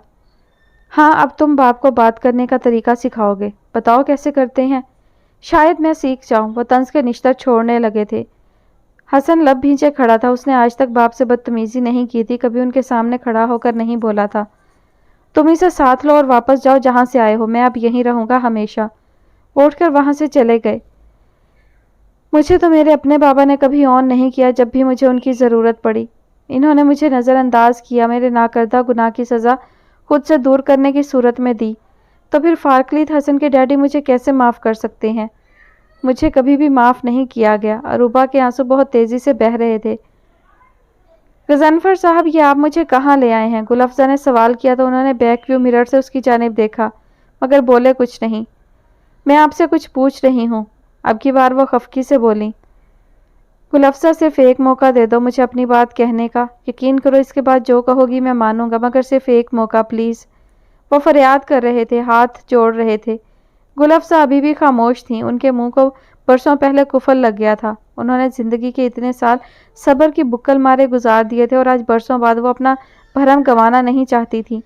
वो उस शख्स के सामने कमज़ोर ना पड़ना चाहती थी, इसलिए मुंह से कुछ ना बोली। सिर्फ एक मरतबा मेरे साथ अंदर चलो, मेरी बात सुन लो, फिर जो तुम कहोगी वही बात मानूंगा। गुलफजा गाड़ी से निकल आए। गजनफर अली भी जल्दी से बाहर निकले थे। वो चल पड़े। आहिस्ता रफ्तार से चलते हुए उनके पीछे आ रही थी। आपका ये घर बहुत खूबसूरत है गजनफर। दर्दनाक माजी की चंद खुशगवार यादें कदम कदम पर बिखरी हुई थी। हाँ, मगर कुछ भी तुमसे ज़्यादा खूबसूरत नहीं है। वो हमेशा इस तरह उसकी तारीफ़ करते थे और अपनी मोहब्बत के इजहार का कोई मौका हाथ से जाने नहीं देते थे। मेरा जी चाहता है हम यहाँ शिफ्ट हो जाएं, वो गजनफर अली से कहने लगी। हम अभी यहाँ शिफ्ट नहीं हो सकते। मेरा ऑफिस इस घर से बहुत दूर है और फिर अम्मा भी यहाँ मुस्तकिल आकर रहना नहीं चाहती। मगर जब हमारे बच्चे बड़े हो गए, बिजनेस को संभाल लेंगे, तो हम दोनों यहाँ आ जाएंगे। गुलफजा की उदासी को भांपते हुए वो फौरन बोले थे। उनके सीने से एक सर्द आह बरामद हुई थी। गजनफर अली तेज़ी से मुड़े थे। गुलफजा, ठीक हो ना? वो उनके करीब आए थे। जी, वो खुद को संभाल कर मुख्तसर जवाब देते हुए बोली। गजनफर अली फिर से चलने लगे। अब वो गुलफजा के बराबर चल रहे थे और उन्होंने भी कोई कोशिश ना की थी पीछे रहने की। भला साथ चलने से क्या होता है जब किसी का दिल ही आपके साथ ना हो, किसी की मोहब्बत, मान और वफा आपकी हमसफ़र ना हो। वो दोनों लाउंज में पहुंच गए थे। गुलफजा की नज़र दीवार पर लगी उन दोनों की शादी की तस्वीर पर ठहर गई थी। दिल में कैसे कैसे तूफान उठ रहे थे। एक हशर बपा हो गया था। उसकी सोचों से यकसर अनजान गजनफर अली उन्हें बैठने के लिए कह रहे थे। फिर उनकी नज़रों के ताक़ुब में दीवार पर देखा तो ज़ख्मी मुस्कुराहट लबों पर रक्सा करने लगी। मैंने इस तस्वीर को कभी यहाँ से नहीं उतारा। गुलफजा कुछ ना कह सकी। उस तस्वीर में वो दोनों जवान और बहुत खूबसूरत थे। दोनों के चेहरों पर खुशियाँ थी, मोहब्बत और जज्बों का ठाठे मारता समंदर था। मैं जानता हूँ मैंने तुम्हारे साथ बहुत बुरा किया। गुलफजा बैठ गई थी। गजनफर अली मुड़े और उनके सामने आ खड़े हुए। वो सर झुकाए बैठी थी। मैं यहाँ तुमसे माफ़ी मांगने नहीं लाया। शायद मैं माफ़ी डिज़र्व भी नहीं करता। मैं तुमसे कुछ मांगना चाहता हूँ गुलफजा, क्या तुम मुझे दोगी? उनकी आंखों में जगमगाती उम्मीद को देखकर वो नज़रें फेर गई थीं। वो गजनफर अली की आंखों में मचलते तूफानों को ज़्यादा देर बर्दाश्त नहीं कर पाई थीं। गुलफजा, मेरी ज़िंदगी में वापस आ जाओ, इस घर में। यहाँ हम दोनों फिर से अपनी ज़िंदगी शुरू करेंगे, जैसे हमने 20 साल पहले की थी। मेरे दिल में आज भी सिर्फ़ और सिर्फ तुम्हारी मोहब्बत है। तुमसे बिछड़कर एक पल भी सुकून से नहीं गुजरा। हर लम्हा, हर पल तुम्हें याद करता रहा हूँ। वो औरत कभी भी मेरे दिल में जगह नहीं बना सकी, और वो जगह बनाती भी कैसे? मेरे दिल में तो सिर्फ़ और सिर्फ तुम थी। तुम सुन रही हो ना गुलफजा? غضنفر علی نے ان کا ہاتھ پکڑ لیا تھا۔ اس مقام پر آ کر گلفزہ کا ضبط جواب دے گیا تھا۔ اپنی حد میں رہیں غضنفر علی، انہوں نے اپنا ہاتھ چھڑایا تھا۔ اتنی دیر میں وہ پہلی مرتبہ بولی تھی۔ تم آج بھی میری بیوی ہو، میرے نکاح میں ہو، انہوں نے یاد دلایا تھا۔ یہ حوالہ اب میرے لیے کوئی معنی نہیں رکھتا۔ جھوٹ مت بولو، وہ ابھی بھی گلفزہ کے دل تک رسائی رکھتے تھے۔ جانتے تھے وہ آج بھی ان سے نفرت نہیں کر سکی تھی۔ ان دونوں کے دلوں میں ایک دوسرے کے لیے نفرت پیدا ہو ہی نہیں سکتی تھی، کیونکہ جہاں ایک مرتبہ سچی محبت پیدا ہو جائے وہاں نفرت کا گزر ممکن ہی نہیں۔ موسیٰ غصے میں اسے برا بھلا کہہ کر چلا گیا تھا۔ مصعب بھی اس کے ساتھ تھا۔ وہ ہوٹل میں ٹھہرنے کے لیے گیا۔ روم ریزرو تھا۔ مصعب کو ساتھ لے کر وہاں آ گیا۔ وہ سو رہا تھا۔ موسیٰ نے اسے لٹا دیا اور خود کافی آرڈر کر کے فریش ہونے چلا گیا۔ السلام علیکم سر، زین کی فریش آواز اس کی سماعتوں سے ٹکرائی۔ زین فائل ہینڈ اوور کر دی تھی؟ اس نے استفسار کیا۔ مصعب کسمسا رہا تھا۔ موسیٰ کی نظریں مسلسل اس پر جمی ہوئی تھیں۔ یس سر، زین نے جواب دیا۔ موسیٰ کا جی چاہا اس سے فروا کے متعلق پوچھے، مگر اسے مناسب نہ لگا۔ پہلے ہی جلدی میں وہ اسے گھر سے فائل لانے کا کہہ کر بعد میں پچھتانے لگا تھا۔ اسے ڈر تھا کہ وہاں فروا بھی موجود ہوئی تو وہ اس کے متعلق کچھ کہہ نہ دے، یا پھر زین کو اپنے اور موسیٰ کے رشتے کے متعلق کچھ بتا نہ دے، جبکہ اس نے تو آفس میں اپنی دوسری شادی کے متعلق کوئی بات نہیں کی تھی۔ اس سے مختصر سی بات کر کے موسیٰ نے فون بند کر دیا۔ بہت بدتمیز لڑکی ہے یہ فروا، واپس جا کر لازمی بات کروں گا آنٹی سے کہ اسے کچھ سمجھائیں شوہر کی عزت کیسے کی جاتی ہے۔ اچانک مصعب نے جاگ کر رونا شروع کر دیا تھا۔ موسیٰ نے اسے تھپ تھپایا مگر اس نے خاموش ہو کر نہ دیا اور مسلسل روتا رہا۔ وہ بس ایک ہی ضد کر رہا تھا کہ ماما کے پاس جانا ہے۔ موسیٰ کو کچھ سمجھ نہیں آ رہا تھا کہ کیا کرے۔ وہ اسے اٹھا کر کمرے میں ٹہلنے لگا تھا۔ اب اسے اپنی حماقت اور جلد بازی پر افسوس ہو رہا تھا کہ وہ مصعب کو ساتھ کیوں لایا۔ ایک مرتبہ پھر وہ یہ بات سوچنے پر مجبور ہو گیا تھا کہ اس کا بیٹا فروا سے بہت اٹیچ ہو گیا ہے۔ اگر تمہیں میرے بیٹے سے اتنی محبت ہے تو مجھ سے اتنی متنفر کیوں ہو؟ بہت مشکل سے مصعب دوبارہ سویا تھا۔ وہ بار بار فروا کے پاس جانے کی ضد کرتا رہا تھا۔ اب موسیٰ کا غصہ اترا تو اسے اپنے رویے پر بھی پچھتاوا ہونے لگا تھا۔ اسے مولوی صاحب کی باتیں یاد آئیں۔ وہ تو اسے کتنا سمجھا رہے تھے، پھر بھی وہ مزید حالات خراب کر بیٹھا تھا۔ فروا تو اول روز سے ہی اس سے بدگمان ہو گئی تھی اور وہ اس کی بدگمانیوں میں کمی کی بجائے اضافہ کر رہا تھا۔ زین ایک شوخ اور کھلنڈرا سا نوجوان تھا۔ نہ سر پر باپ کا سایہ تھا اور نہ ہی اس کا کوئی بہن بھائی تھا۔ رشتے انسان کے لیے بہت ضروری ہوتے ہیں، زمانے کے سرد و گرم سے بچاتے ہیں، مگر زین کی ماں نے اس کی پرورش اور تربیت ایسے خطوط پر کی تھی کہ وہ ایک مکمل شخصیت کا مالک تھا۔ اسے زندگی نے جو چیز دی تھی وہ اس نے خوشی خوشی وصول کی تھی، اور جو نہیں ملا تھا اس پر کبھی شکوہ نہیں کیا تھا۔ وہ ہمیشہ ہر حال میں خوش رہنے والا انسان تھا، مگر حساس دل رکھتا تھا۔ کسی کو تکلیف میں دیکھ کر تڑپ اٹھتا تھا۔ یہی وجہ تھی کہ فروا سے مل کر آنے کے بعد کئی بار اس کی آنسو بھری آنکھیں یاد آ کر اسے اداس کر گئی تھی۔ یہ مجھے کیا ہو گیا ہے؟ وہ سر موسیٰ کی کزن ہے۔ سر کو مجھ پر ٹرسٹ تھا، اسی لیے اپنی غیر موجودگی میں مجھے اپنے گھر بھیجا، اور میں اس نے فوراً ذہن میں آنے والی سوچوں کو جھٹکا اور موبائل اٹھا کر سرمد کو کال کرنے لگا۔ سرمد اس کا بہترین دوست تھا۔ دونوں اسکول کے زمانے سے فرینڈز تھے۔ بعد میں کالج اور یونیورسٹی میں بھی اکٹھے پڑھتے رہے تھے۔ اسے سرمد کے ساتھ مارکیٹ جانا تھا۔ وہ اپنی امی کو بتا کر باہر نکل آیا۔ مجھے لگتا ہے میں پاگل ہو رہا ہوں۔ اس کا سوچ بھٹک بھٹک کر فروا کے ارد گرد چکر کاٹ رہی تھی۔ اس نے خود کو سرزنش کی، وہ ایسا تو کبھی نہ تھا، کسی لڑکی میں کبھی دلچسپی نہ لی تھی، تو پھر آج کیوں؟ نویلا اپنے روم میں لیٹی ہوئی تھی۔ چھت کی کڑیوں کو گھورتے ہوئے وہ عیسیٰ کے متعلق سوچے جا رہی تھی۔ کیسے رہوں گی آپ کے بغیر؟ ایک مرتبہ تو سوچ لیتے، کچھ تو خیال کرتے۔ محبت کرنے والوں کے دل تو بہت نرم ہوتے ہیں، جلد معاف کر دینے والے۔ پھر آپ کیسے اتنے کٹھور بن گئے؟ خیالوں کی دنیا میں اسے سامنے بٹھائے وہ اس سے محو گفتگو تھی، اور اب یہی خیالی دنیا اس کا آخری سہارا تھی۔ آج سے پہلے اسے خود بھی اندازہ نہ تھا کہ وہ اسے اتنا چاہتی ہے۔ آپ مجھے نہ ملتے تو اور بات تھی، مگر مل کر بچھڑ گئے ہیں تو میرے دل کو کیسے قرار آئے گا؟ وہ اپنے آنسو خود ہی پونچھ لیتی تھی۔ یہ کیسا روگ لگ گیا تھا کہ کسی کو آنسو دکھانا بھی رسوائی اور جگ ہنسائی تھی۔ اسے تو یہ بھی منظور نہ تھا کہ کوئی اس کے آنسو دیکھ کر عیسیٰ احمد کو برا بھلا کہے۔ دروازے پر ہولے سے دستک دے کر کوئی اندر آیا تھا۔ نویلا، اس نے دیکھا آنے والی علیشا تھی، سرتاپا خوشیوں میں ڈوبی ہوئی۔ چاہے جانے اور قبول ہونے کے احساس نے اسے مزید خوبصورت اور مغرور بنا دیا تھا، مگر اس وقت وہ پریشان دکھائی دے رہی تھی۔ نویلا اسے دیکھ کر اٹھ بیٹھی تھی۔ میں نے ماما کو کئی بار سمجھایا تھا کہ عیسیٰ کے معاملے میں تمہیں انکریج مت کریں، مگر انہوں نے کبھی میری بات کو نہیں سمجھا۔ اسی لیے کہتی تھی میں، کیونکہ میں اس کی نیچر کو سمجھ گئی تھی۔ علیشا نے آگے بڑھ کر اسے گلے لگا لیا تو وہ سسک اٹھی۔ جو اس نے تمہارے ساتھ کیا اس کی سزا ضرور پائے گا۔ نہیں علیشا، وہ تڑپ کر اس سے الگ ہوئی۔ ایسے مت کہو، بد دعا نہ دو۔ اس نے منع کیا تو علیشا کو غصہ آ گیا اور وہ ضبط نہ کر سکی۔ ایک شخص نے تمہاری زندگی برباد کی، اتنا گھناؤنا کھیل کھیلا تمہارے ساتھ، اور تم کہتی ہو اسے بد دعا نہ دو۔ اسے حیرت ہوئی تھی نویلا، بھلا وہ کیسے ایک ایسے آدمی سے محبت کر سکتی تھی جو اس کی خوشیوں کو اپنی انا اور تکبر تلے روند کر چلا گیا تھا۔ اگر عدیل بھائی آپ کے ساتھ کچھ غلط کریں تو آپ ان سے محبت کرنا چھوڑ دیں گی کیا؟ علیشا طنز سے مسکرا دی۔ محبت تو کیا، میں اسے ہی چھوڑ دوں گی۔ جو شخص میری قدر نہ کر سکے میں کیوں اپنی زندگی اس کے لیے خراب کروں؟ پھر تم ان سے محبت نہیں کرتی، نویلا نے ٹھوس لہجے میں کہا تھا۔ نویلا، ماما حواس باختہ سی اندر داخل ہوئی تھی۔ غضب ہو گیا۔ نویلا کا ہاتھ سیدھا دل پر گیا تھا۔ مارے خوف کے اسے اپنا سانس رکتا محسوس ہوا تھا۔ نویلا، عیسیٰ، ان سے بات مکمل نہ ہو رہی تھی۔ ماما، وہ تیزی سے اپنی جگہ سے اٹھی اور ان کے قریب آئی تھی۔ سب ٹھیک ہے نا؟ عیسیٰ کا پلین کریش کر گیا، وہ بدقت تمام بول پائیں۔ نہیں ماما، اس نے تیزی سے اپنا ہاتھ ان کے شانے سے ہٹایا اور خود بھی 2 قدم پیچھے ہٹ گئی تھی۔ آپ کو کس نے بتایا؟ ابھی تمہارے ماموں کی کال آئی ہے۔ وہ رو رہی تھی۔ نویلا جیسے پتھر کا بت بن گئی تھی۔ ایسا نہیں ہو سکتا ماما، وہ زمین پر بیٹھتی چلی گئی۔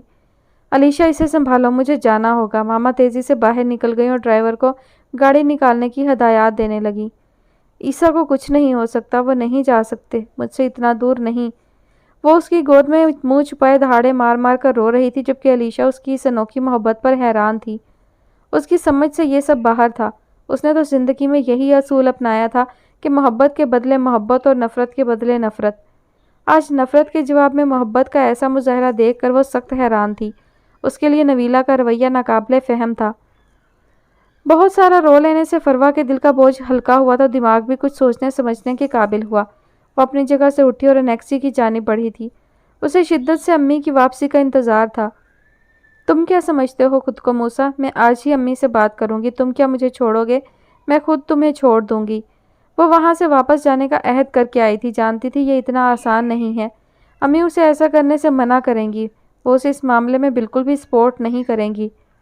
میں امی کو بتاؤں گی پہلے ہی دن تم نے میرے ساتھ کیا کیا۔ وہ دل میں تہیہ کر رہی تھی کہ آج اپنی ماں کو سب کچھ بتا دے گی، پھر یقیناً وہ خود ایسے شخص کے ساتھ اسے رہنے کے لیے مجبور نہ کریں۔ اروبا بھی امی کے ساتھ آ جائے گی، ہم تینوں یہاں سے چلی جائیں گی، میں اور اروبا جاب کر لیں گی۔ وہ مستقبل کے پلان بنا رہی تھی۔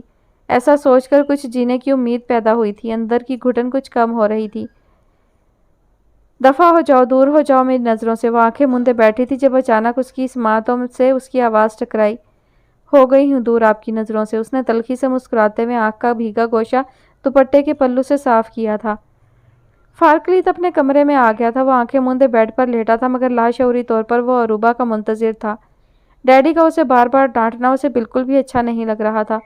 ان کے غصے میں اس نے اروبا کو ڈانٹ دیا تھا اور اب سخت بے چینی محسوس کر رہا تھا۔ وہ زیادہ دیر لیٹ نہ سکا اور اٹھ کر کمرے میں ٹہلنے لگا۔ جب مزید کچھ دیر وہ کمرے میں نہ آئی تو فارکلیت باہر آ گیا۔ اس کی توقع کے عین مطابق وہ گھٹنوں میں سر دیے رو رہی تھی۔ مائی گاڈ! وہ تیر کی سی تیزی سے اس کی طرف آیا۔ اروبا! اس نے اس کا کندھا ہلایا، مگر وہ اسی طرح اسے نظریں ملائے بنا روتی رہی۔ اروبا ڈارلنگ! فارکلیت نے اس کا چہرہ دونوں ہاتھوں سے اوپر کیا تو ششدر رہ گیا۔ اس کی آنکھیں شدت گریہ سے بری طرح سرخ ہو رہی تھی۔ اٹھو اندر چلیں۔ اس نے اس کا ہاتھ پکڑا اور اسے بیڈ روم میں لے آیا۔ اسے بٹھا کر وہ خود بھی اس کے سامنے بیٹھ گیا۔ رونا پریشان ہونا ایک فطری بات ہے، مگر آنسوؤں سے اتنی گہری دوستی کیوں ہے تمہاری؟ اس نے اروبا کے گالوں پر پھسلتے آنسو صاف کیے۔ ناراض ہو مجھ سے؟ اس نے نرمی سے پوچھا۔ اروبا نے اس کا ہاتھ فوراً جھٹک دیا تھا اور اپنا چہرہ ہاتھوں میں چھپا کر پھر سے رونے لگی۔ آج مجھ سے اپنے سب دکھ کہہ دو۔ کیا بات تمہیں ہر وقت اداس رکھتی ہے؟ کیوں اتنی جلدی گھبرا جاتی ہو؟ اس نے کوئی جواب نہ دیا۔ فارکلیت اسے بغور دیکھتا رہا، جیسے اندازہ لگانا چاہتا ہو کہ وہ کیا سوچ رہی ہے۔ دیکھو، زندگی میں اگر ہمیں دکھ ملتے ہیں تو ساتھ میں کچھ اچھی چیزیں بھی ہوتی ہیں، ہمیں انہیں اہمیت دینی چاہیے۔ اس سے ہمارے اندر پازیٹیو تھنکنگ آتی ہے، جیسے تم اس بات پر اداس ہونے کی بجائے کہ تمہارے پاپا نے تم پر اعتماد نہیں کیا اور تمہاری ایک انجان شخص سے شادی کروا دی۔ اس کو ایسے بھی تو دیکھ سکتی ہو کہ تمہارے بابا کی جگہ کوئی اور باپ ہوتا تو شاید بیٹی کا مرڈر ہی کر دیتا۔ وہ پیار سے اسے سمجھا رہا تھا، مگر اروبا اس کی بات نہیں سمجھ رہی تھی۔ وہ سمجھتی بھی کیسے؟ فارکلیت حسن کبھی سوچ بھی نہیں سکتا تھا کہ اس نے کیسی زندگی گزاری ہے۔ ماں کی محبت اور باپ کے ہوتے ہوئے بھی اس کے سائے کے لیے ترسی ہے۔ اب فارکلیت حسن کا محبتوں بھرا انداز اس کے دل کو مزید گداز کر دیتا تھا۔ اس کی چاہت اسے مضبوط بنانے کی بجائے مزید کمزور کر رہی تھی۔ جہاں تک بات میرے ڈیڈ کی ہے تو ان کی باتوں پر دل چھوٹا کرنے کی ضرورت نہیں ہے، وہ تمہارے کچھ نہیں لگتے۔ وہ جانتا تھا اس وقت عروبہ ڈیڈ کے رویے سے ہرٹ ہوئی ہے، اسے بہت برا محسوس ہوا تھا ان کا عروبہ کو ڈانٹنا، مگر وہ کچھ کر نہیں سکتا تھا۔ آپ تو لگتے ہیں نا، اس نے پہلی بار لب کھولے تھے معصومیت سے کہتے ہوئے۔ وہ آنسو پہنچتی ہوئی فارکلیت کو بہت پیاری لگی تھی۔ تو میں نے کیا کہا تمہیں؟ اس نے تجاہل عارفانہ سے کام لیتے ہوئے کہا تھا۔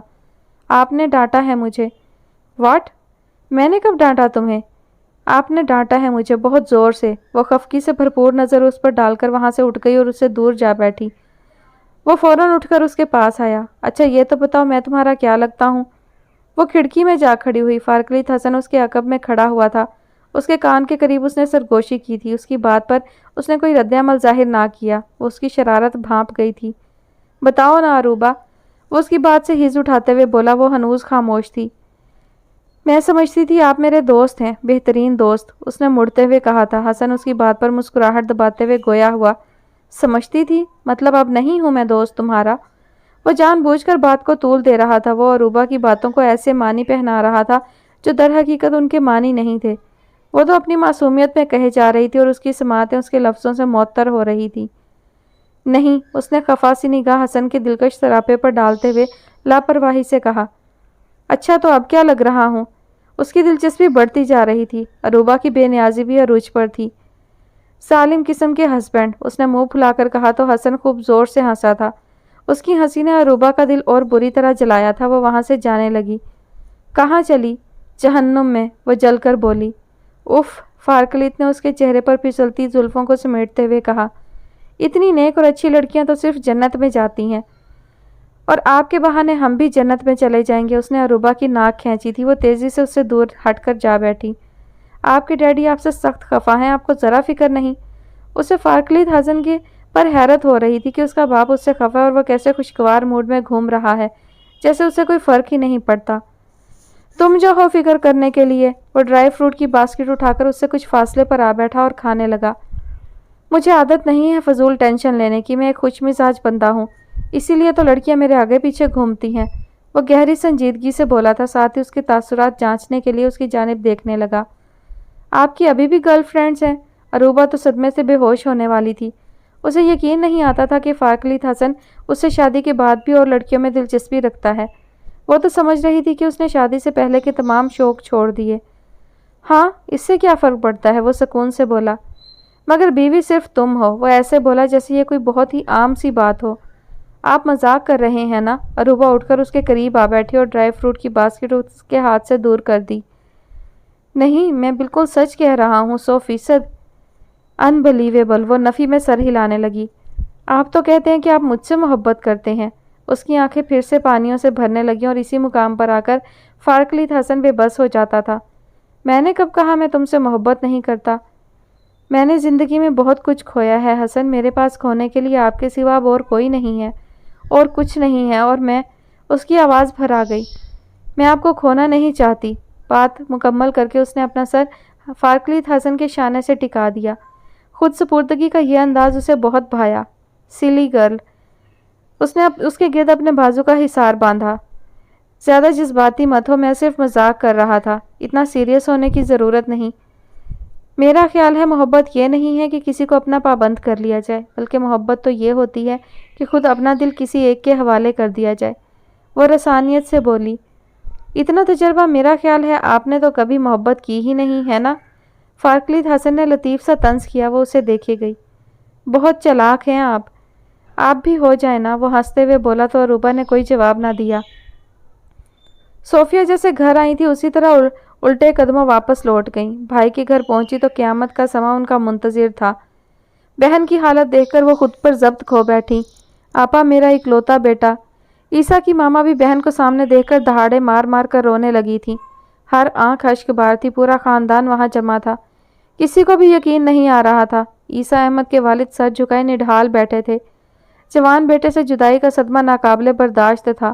ان کا دل دکھ سے پھٹ رہا تھا، مگر وہ مرد تھے۔ وہ عورت کی طرح نہ تو دہاڑے مار کر رو سکتے تھے، نہ ہی چیخ اور چلا سکتے تھے، مگر ان کے اندر بیان ہو رہے تھے۔ پھپھو حوصلہ کریں پلیز، یہ خبر جھوٹی ہوگی، عیسیٰ کو کچھ نہیں ہو سکتا۔ عدیل نے آگے بڑھ کر انہیں پانی پلانا چاہا۔ اس کی آنکھیں شدت ضبط سے سرخ ہو رہی تھیں۔ وہ عیسیٰ کا بہترین دوست تھا اور جانتا تھا کہ وہ کس طرح عروبہ سے محبت کی سزا کاٹ رہا تھا۔ عدیل، میرے بیٹے کو ڈھونڈ لاؤ، میں اس کے بغیر نہیں رہ سکتی۔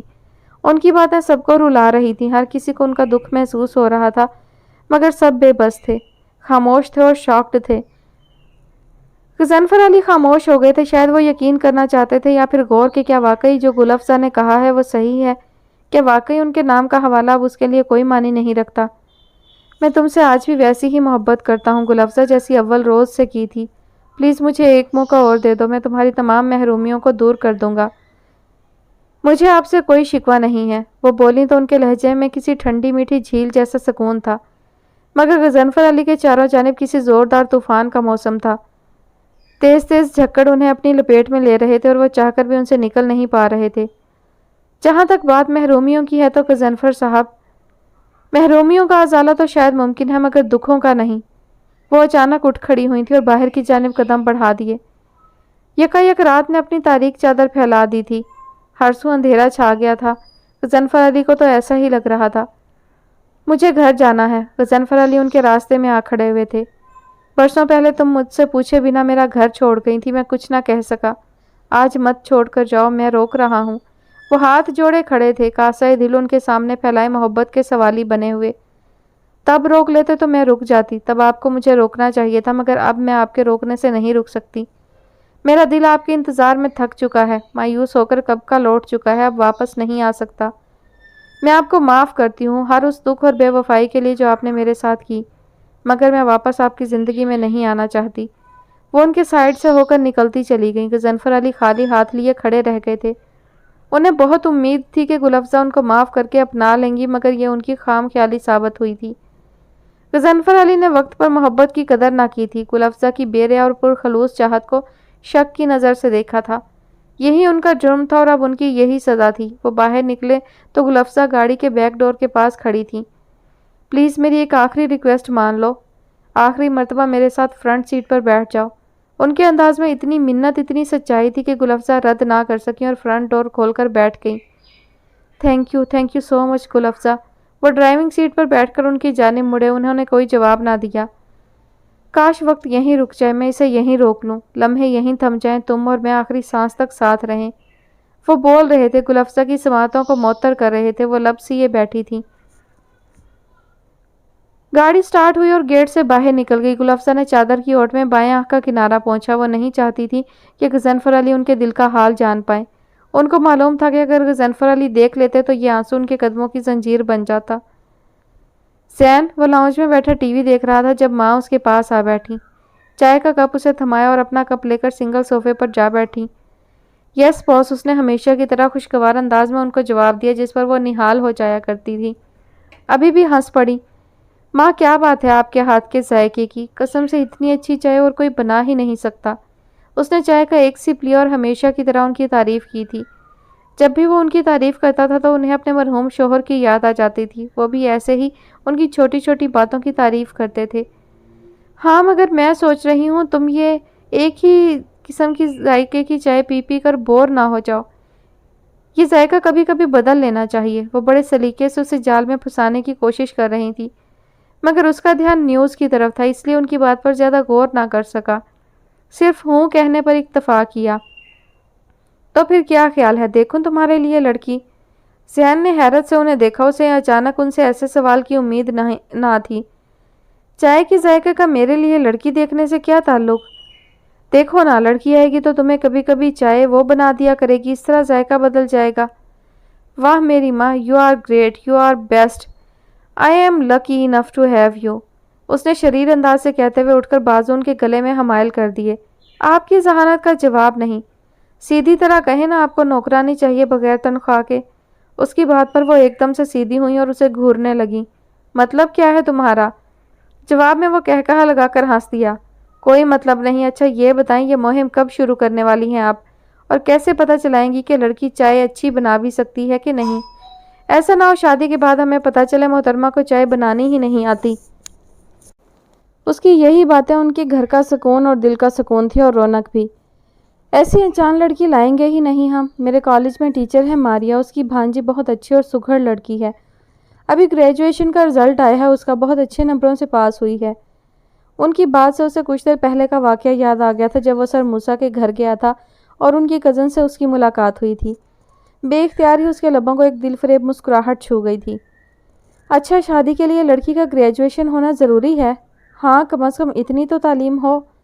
اگر کوئی لڑکی فیل ہو جائے تو کیا اس کی شادی نہیں ہونی چاہیے؟ نہیں، انہوں نے سر نفی میں ہلایا، اسے پہلے اپنی تعلیم مکمل کرنی چاہیے۔ زین ندیم خاموش ہو گیا تھا، اسے حیرت اس بات پر ہو رہی تھی کہ وہ بھلا کیوں اس کے متعلق سوچنے لگا تھا۔ ماں ابھی تو رہنے دے، میری نئی جاب ہے، مجھے سیٹ ہو جانے دے۔ انہوں نے بھی پھر مزید کوئی بات نہیں کی تھی، فی الحال اس کے کان میں بات ڈال دی تھی، یہی کافی تھا۔ علیشہ نے ہر ممکن کوشش کر ڈالی تھی مگر نویلہ کسی طرح نہیں سنبھل رہی تھی، اس نے رو رو کر اپنا حال برا کر رکھا تھا۔ وہ عدیل کو کئی بار فون کر چکی تھی کہ اس سے کوئی نئی خبر ملے، کوئی امید افزا بات، مگر ہر بار ناکامی اور مایوسی کا سامنا کرنا پڑا۔ پلیز علیشہ، مجھے اکیلا چھوڑ دو۔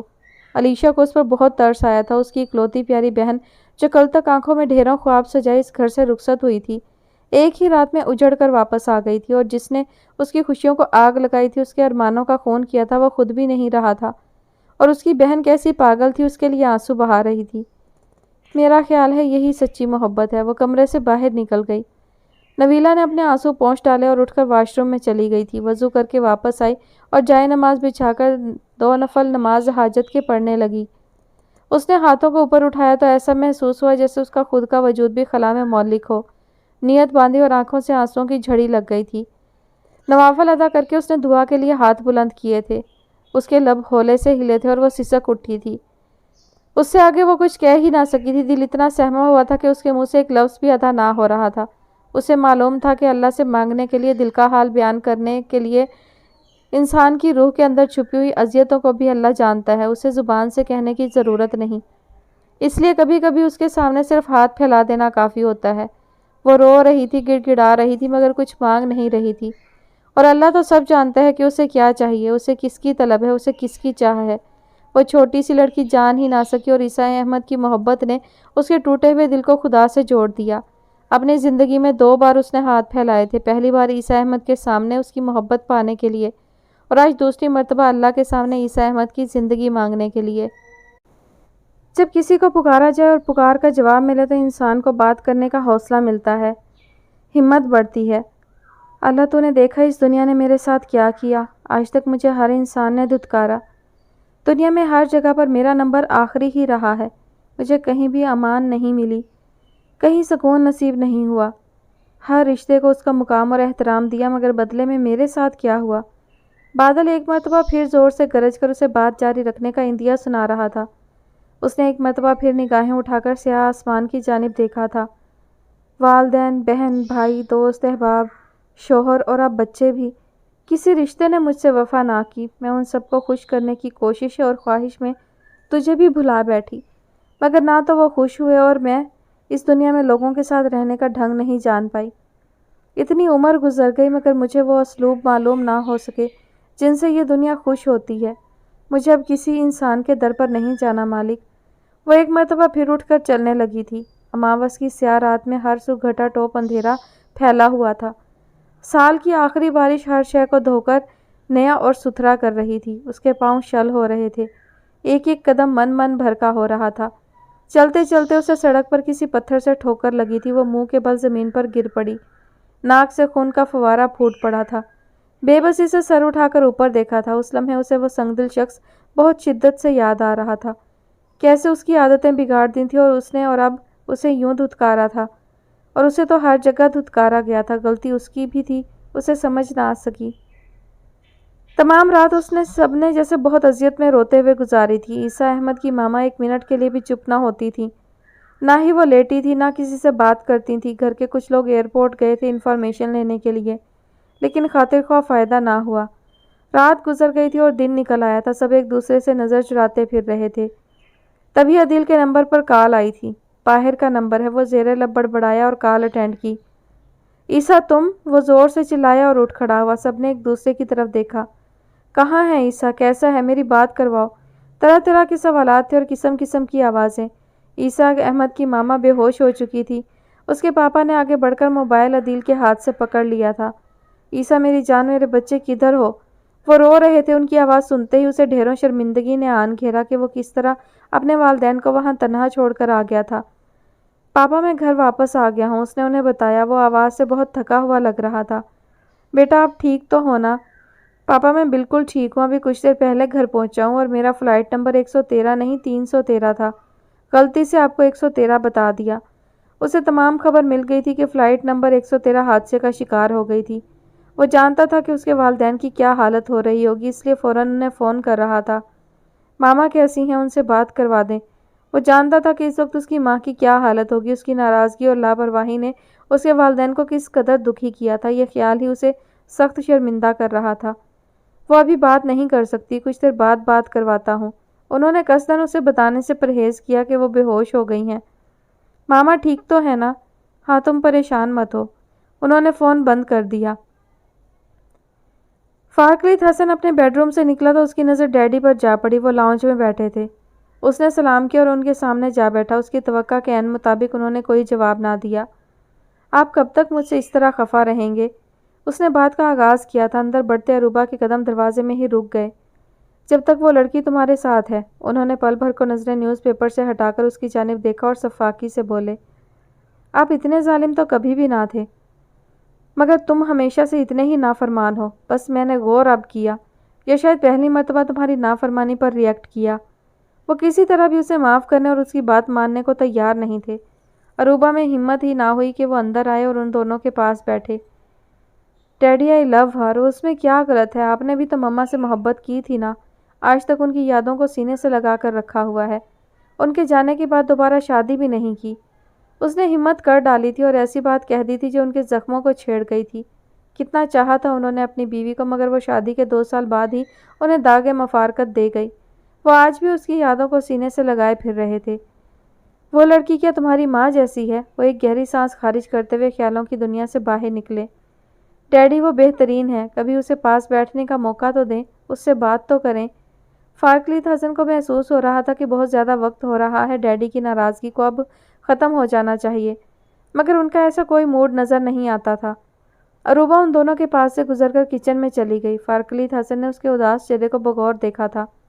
مجھے کوئی شوق نہیں ہے تمہاری بیوی سے بات کرنے کا، انہوں نے کٹھور پن کی انتہا کر دی تھی۔ میرا خیال ہے اس نے آپ کی ساری باتیں سن لی ہیں۔ اس نے انہیں ان کی زیادتی کا احساس دلانا چاہا۔ So what? ادھر سرے سے کوئی اثر نہ تھا۔ فارکلیت حسن متاسف نظروں سے ان کی جانب دیکھنے لگا۔ کچھ پل خاموشی حائل رہی جسے ان دونوں نے توڑنے کی کوشش نہ کی تھی، اپنی اپنی سوچوں میں گم بیٹھے تھے۔ تبھی عروبہ چائے لے کر آ گئی۔ وہ سب سے پہلے حسن بہزاد کی طرف گئی تھی۔ فارکلیت حسن جانتا تھا کہ وہ اس سے چائے نہیں پکڑیں گے، مگر اس وقت وہ اسے منع بھی نہیں کر سکتا تھا۔ انکل آپ کی چائے۔ فارکلیت حسن اس کا جائزہ لے رہا تھا۔ زرد رنگ کے سوٹ میں وہ خود بھی زمانے کی تلخیوں اور موسم کی سختیوں سے کملایا ہوا کوئی پھول لگ رہی تھی۔ بہت ڈھیٹ ہو تم۔ حسن بہزاد نیوز پیپر ٹیبل پر پھینک کر اٹھ کھڑے ہوئے تھے۔ فارکلیت بے بسی سے اس کی جانب دیکھ کر رہ گیا۔ عروبہ بہت اچھی چائے بناتی ہے ڈیڈ۔ اس نے عروبہ کی نگاہوں کی التجا پڑھ لی تھی، اس سے اس کی اداس آنکھیں بہت بے چین کر رہی تھیں۔ پلیز ڈیڈ، وہ منت کرنے لگا۔ تم ہو نہ پینے کے لیے؟ وہ باہر کی جانب بڑھ گئے تھے۔ عروبہ نے ٹرے ٹیبل پر رکھ دی تھی اور خود جا کر صوفے پر بیٹھ گئی۔ حسن نے اپنی جگہ سے اٹھ کر 2 کپ اٹھائے اور 1 کپ اس کی جانب بڑھا دیا۔ لو پیو۔ ہمیشہ کی طرح بہت مزیدار چائے بنائی ہے تم نے۔ اس نے بازو عروبہ کے گرد پھیلا کر اسے بازو کے گھیرے میں لے لیا۔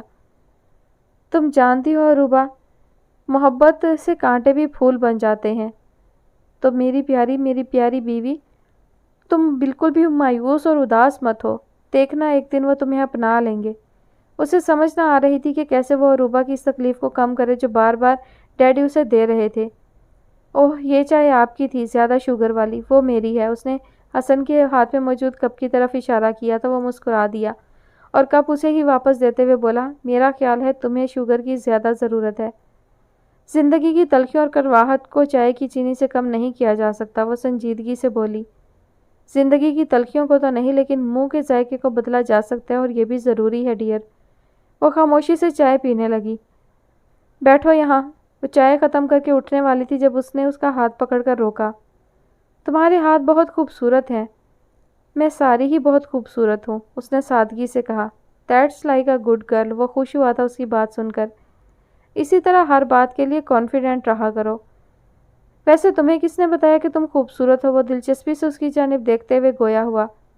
آئینہ سب بتا دیتا ہے، مگر سب باتیں آئینے کے بتانے کی نہیں ہوتی۔ کچھ باتیں آپ کے عزیز، آپ کے پیارے ہی کہہ سکتے ہیں۔ اس کے لہجے میں چھپی اداسی اور کرب کو وہ محسوس کر رہا تھا۔ وہ اس کی وجہ بھی جانتا تھا، مگر بہت کوشش کے باوجود بھی ابھی تک وہ کچھ نہیں کر پایا تھا۔ چیزوں کو، باتوں کو اور لوگوں کو اتنی ہی اہمیت دینی چاہیے جتنی وہ ڈیزرو کرتے ہیں۔ کسی کو بھی زیادہ سر پر سوار مت کیا کرو۔ وہ کیا کہہ رہا تھا وہ اچھی طرح سمجھ رہی تھی، مگر ایسا کرنا اس کے لیے ممکن نہیں تھا۔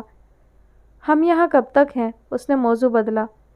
جب تک ڈیڈ مان نہیں جاتے، وہ مسکراتے ہوئے بولا۔ اس کی مسکراہٹ بہت خوبصورت تھی۔ اتنے کم وقت میں وہ اس کے لیے کتنا اہم ہو گیا تھا، اور وہ اس کے بغیر ایک دن بھی نہیں رہ سکتی تھی۔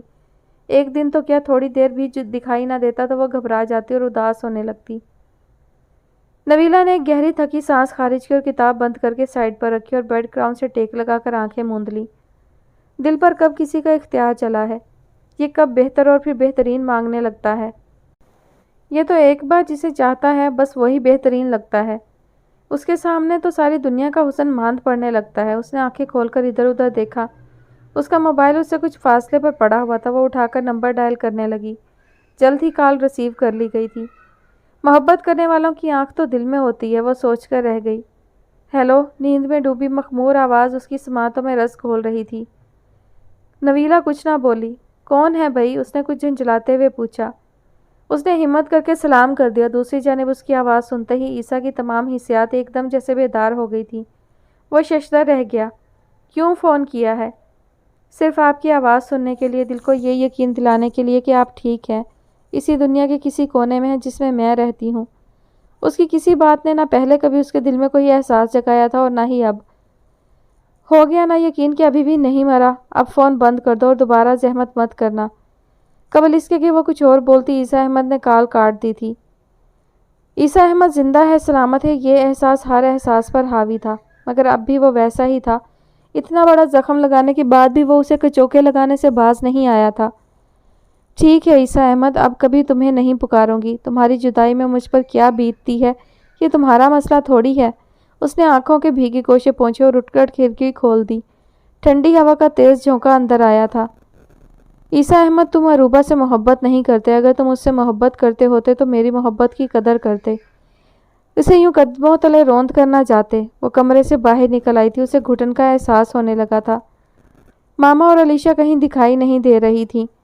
وہ دھیرے دھیرے قدم بڑھاتی ہوئی عیسیٰ کے کمرے کے دروازے پر آ ٹھہری۔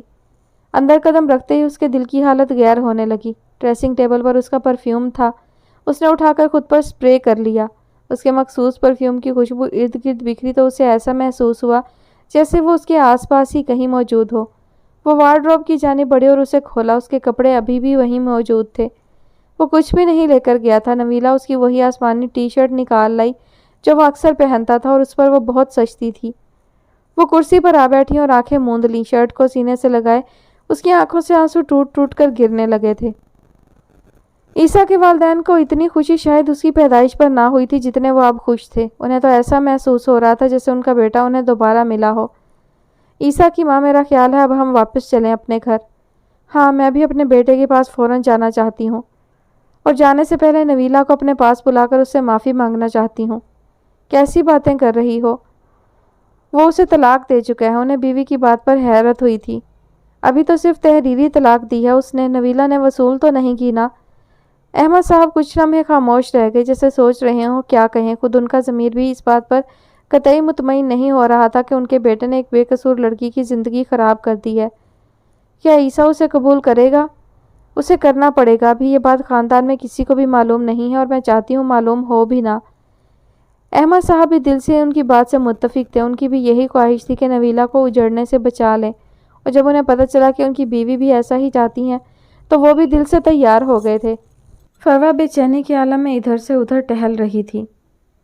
صبح سے شام ہونے کو آئی تھی۔ نہ اس کے پاس موبائل تھا اور نہ ہی امی لے کر گئی تھی۔ اتنا ٹائم کیوں لگ گیا؟ اس نے وال کلاک کو دیکھا۔ اس کی نظر کھڑکی کی جانب اٹھی۔ رات اپنے سیاہ بال پھیلائے کھڑی تھی۔ اس کو گھبراہٹ ہونے لگی۔ موسیٰ بھی گھر پر نہ تھا۔ یا خدا، میں کس سے کہوں؟ میری امی کو ڈھونڈ لائے، کہیں غضنفر علی نے کچھ۔ اس سے آگے وہ سوچ ہی نہ سکی۔ امی، میرا آپ کے سوا کوئی نہیں ہے اس دنیا میں، پلیز میرے پاس واپس آ جائیں۔ وہ ایک مرتبہ پھر رونے لگی تھی۔ میں بھی کتنی پاگل ہوں، بھلا کیا کہیں گے غضنفر علی امی کو؟ یقیناً عروبہ رو رہی ہوگی، پریشان بھی ہوئی ہوگی۔ ناراض تو اسے ہونا نہیں آتا، اسی وجہ سے دیر ہو گئی۔ وہ ٹہلتے ٹہلتے رک گئی۔ جب عروبہ کو پتہ چلا ہوگا کہ اس کی ماما زندہ ہیں، اس کا کیا رد عمل ہوگا؟ اور جب اسے یہ پتہ چلے گا کہ میں اس کی بہن ہوں؟ وہ چیئر پر جا بیٹھی اور آنکھیں موند لیں۔ اسے ایسا محسوس ہو رہا تھا آنے والے وقتوں میں زندگی بہت بہتر ہونے والی ہے۔ وہ رشتوں کو ترسی ہوئی تھی، اسے بہن مل رہی تھی اور عزیز دوست۔ عروبہ سو کر اٹھی تھی۔ حسن کہیں باہر گیا ہوا تھا۔ وہ بہت گھبراہٹ اور پریشانی محسوس کر رہی تھی۔ وضو کر کے وہ نماز پڑھنے لگی۔ ابھی اس نے نیت کی ہی تھی کہ فارکلیت حسن آ گیا تھا۔ وہ اسے نماز پڑھتے ہوئے بغور دیکھنے لگا تھا۔ دوپٹے کے حالے میں اس کا پاکیزہ چہرہ چاند کی مانند دمک رہا تھا۔ وہ یکٹک اسے دیکھے گیا۔ نماز ادا کر کے وہ ہاتھ پھیلائے دعا مانگنے لگی تھی۔ فارکلیت حسن اس کی جھکی پلکوں اور دھیرے دھیرے ہلتے لبوں کے سحر میں گرفتار ہونے لگا۔ السلام علیکم، دعا مانگ کر اس نے ہاتھ چہرے پر پھیرے اور جائے نماز اٹھا کر تہہ کرنے لگی تو فارکلیت حسن پر نظر جا ٹھہری۔ وعلیکم السلام میری پیاری مسز۔ اس کے اتنے محبت بھرے انداز پر وہ اندر سے نہال ہو گئی، مگر جھینپتے ہوئے اس کی طرف دیکھا اور جائے نماز رکھ کر صوفے پر جا بیٹھی۔ اتنی دور کیوں بیٹھی ہو؟ یہاں آؤ نا میرے پاس۔ فارکلیت حسن نے اسے بلایا اور وہ اٹھ کر اس کے سامنے جا بیٹھی۔ کتنی فرما بردار ہو تم۔ آئی سویئر اس دور میں ایسی بیوی کسی کی نہ ہوگی۔ اس کی بات پر عروبہ نے صرف مسکرانے پر اکتفا کیا۔ اور آج مجھے پتہ چلا کہ عورتوں کو کیوں حکم دیتا ہے اسلام کہ جب ان کا شوہر باہر سے آئے تو مسکرا کر اس سے ملے۔ دل خوش ہو گیا تمہاری اسمائل سے، ساری ٹینشن ختم ہو گئی۔ وہ ہمیشہ ایسے ہی کرتا تھا، اس کا ہاتھ پکڑتا اور بات کرتا۔ ٹینشن کس بات کی تھی؟ اس نے دھیمے سروں میں مسکراتے ہوئے کہا۔ اللہ! فارکلیت حسن اس کی بات پر ہنس دیا۔ اتنی ساری باتوں میں تمہیں صرف میرا لفظ ٹینشن یاد رہا اور پسند آیا، جو اس پر بولنا تم نے ضروری سمجھا۔ لڑکی، تمہارا علاج کرنا پڑے گا۔ اس کی بات سے وہ محظوظ ہوئی تھی، اس لیے ہنسنے لگی۔ ہنستی رہا کرو، بہت اچھی لگتی ہو۔ اس کی بات پر عروبہ کی ہنسی سمٹ گئی تھی۔ ایک بات پوچھوں؟ جی پوچھئے۔ یہ تو میں جانتا ہوں کہ تم مجھ سے محبت کرتی ہو، لیکن کیا مجھ سے پہلے بھی تم نے کسی سے محبت کی ہے؟ اس نے بڑے نارمل سے انداز میں ایک بہت بڑی بات کہہ دی تھی۔ عروبہ کو اس سے ایسے سوال کی تو توقع نہ تھی۔ چند ثانیے حیرت کے عالم میں اس کی جانب دیکھنے کے بعد اس نے اپنا ہاتھ اس کے ہاتھ سے کھینچ لیا تھا۔ فارکلیت نے چونک کر اپنے خالی ہاتھ کو دیکھا۔ یہ کیسا سوال ہے؟ وہ خفگی سے بھرپور لہجے میں بولی۔ فارکلیت نے اسے پہلی مرتبہ غصے میں دیکھا تھا۔ Very simple. وہ بات کو چٹکیوں میں اڑانا چاہتا تھا، مگر اب یہ ممکن نہ تھا۔ جیسے تم سے شادی سے پہلے میری بہت سی لڑکیاں دوست ہوا کرتی تھیں، اسی طرح۔ انف فارکلیت حسن۔ وہ اپنی جگہ سے اٹھ کھڑی ہوئی۔ میں سوچ بھی نہیں سکتی تھی کہ آپ میرے متعلق ایسا سوچتے ہیں، مجھے ایسا سمجھتے ہیں۔ اس کے تیکھے نین نقوش تن گئے تھے۔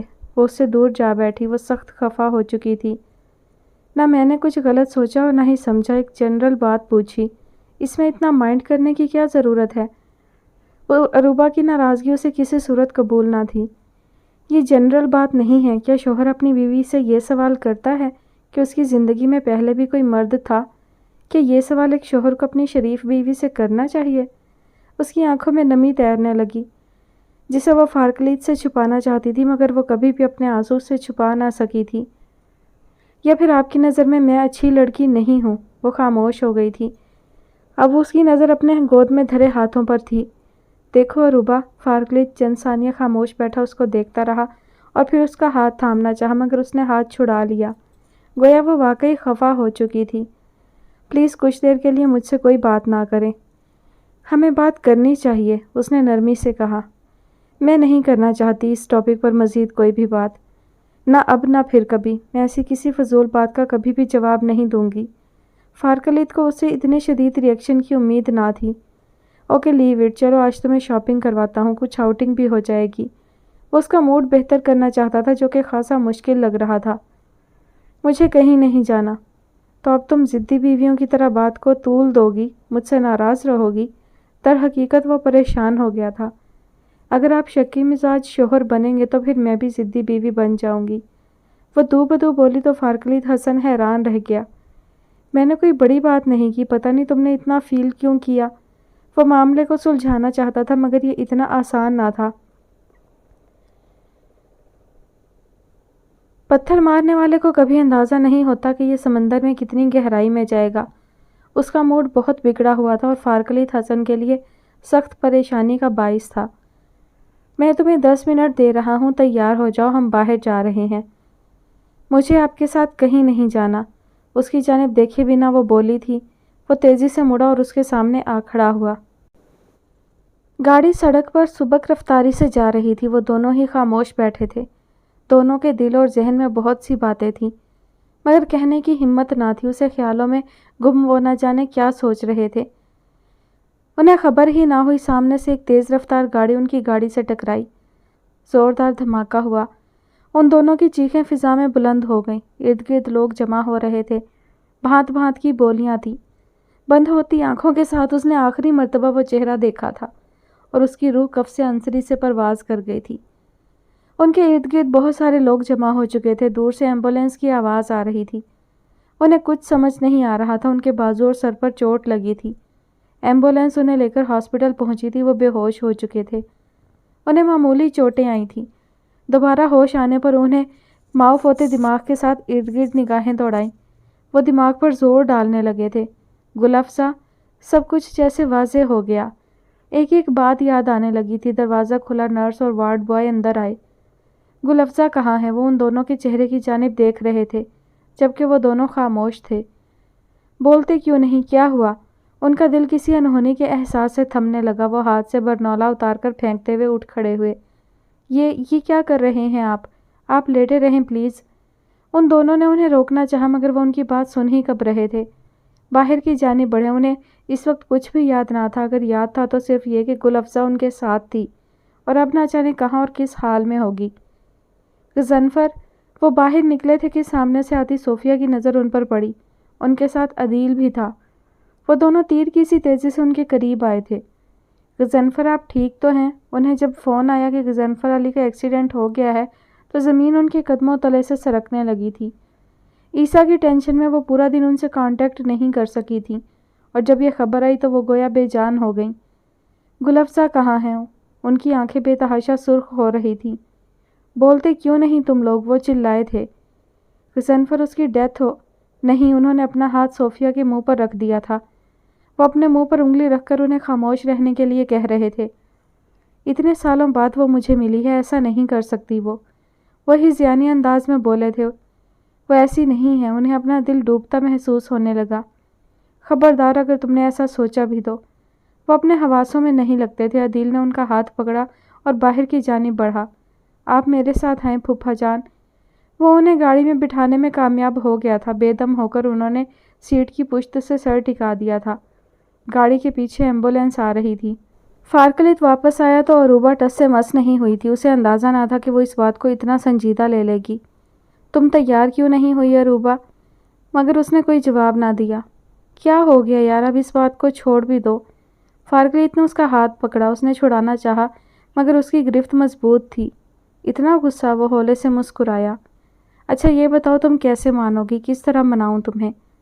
آپ مردوں کے لیے تو شاید یہ کوئی بڑی بات ہی نہیں کہ جب چاہا عورت کے کردار پر الزام لگایا اور پھر کہا جانے دو۔ اس طرح مجھ سے بات مت کرو عروبہ۔ فارکلیت حسن نے اس کا ہاتھ چھوڑ دیا تو وہ اپنا ہاتھ سہلانے لگی۔ اگر مجھے تمہارے کردار پر ذرا بھی شک ہوتا تو تم سے شادی نہ کرتا۔ دوبارہ کبھی ایسا سوچنا بھی مت، اور میں یہ بات دہراؤں گا نہیں۔ وہ باہر کی جانب بڑھا۔ اگر باہر جانے کا موڈ ہے تو آ جانا، میں ویٹ کر رہا ہوں لاؤنج میں۔ وہ کمرے سے نکل گیا اور عروبہ دوبارہ بیٹھ گئی۔ دل کو عجیب بے نام سی بے کلی لاحق ہو گئی تھی۔ فروہ تم ٹھیک ہو؟ وہ آنکھیں موندے بیٹھی تھی۔ بابا آپ کہاں ہیں؟ اسے رہ رہ کر سب یاد آ رہے تھے۔ نویلہ، علیشہ، تم دونوں خیریت سے تو ہو نا؟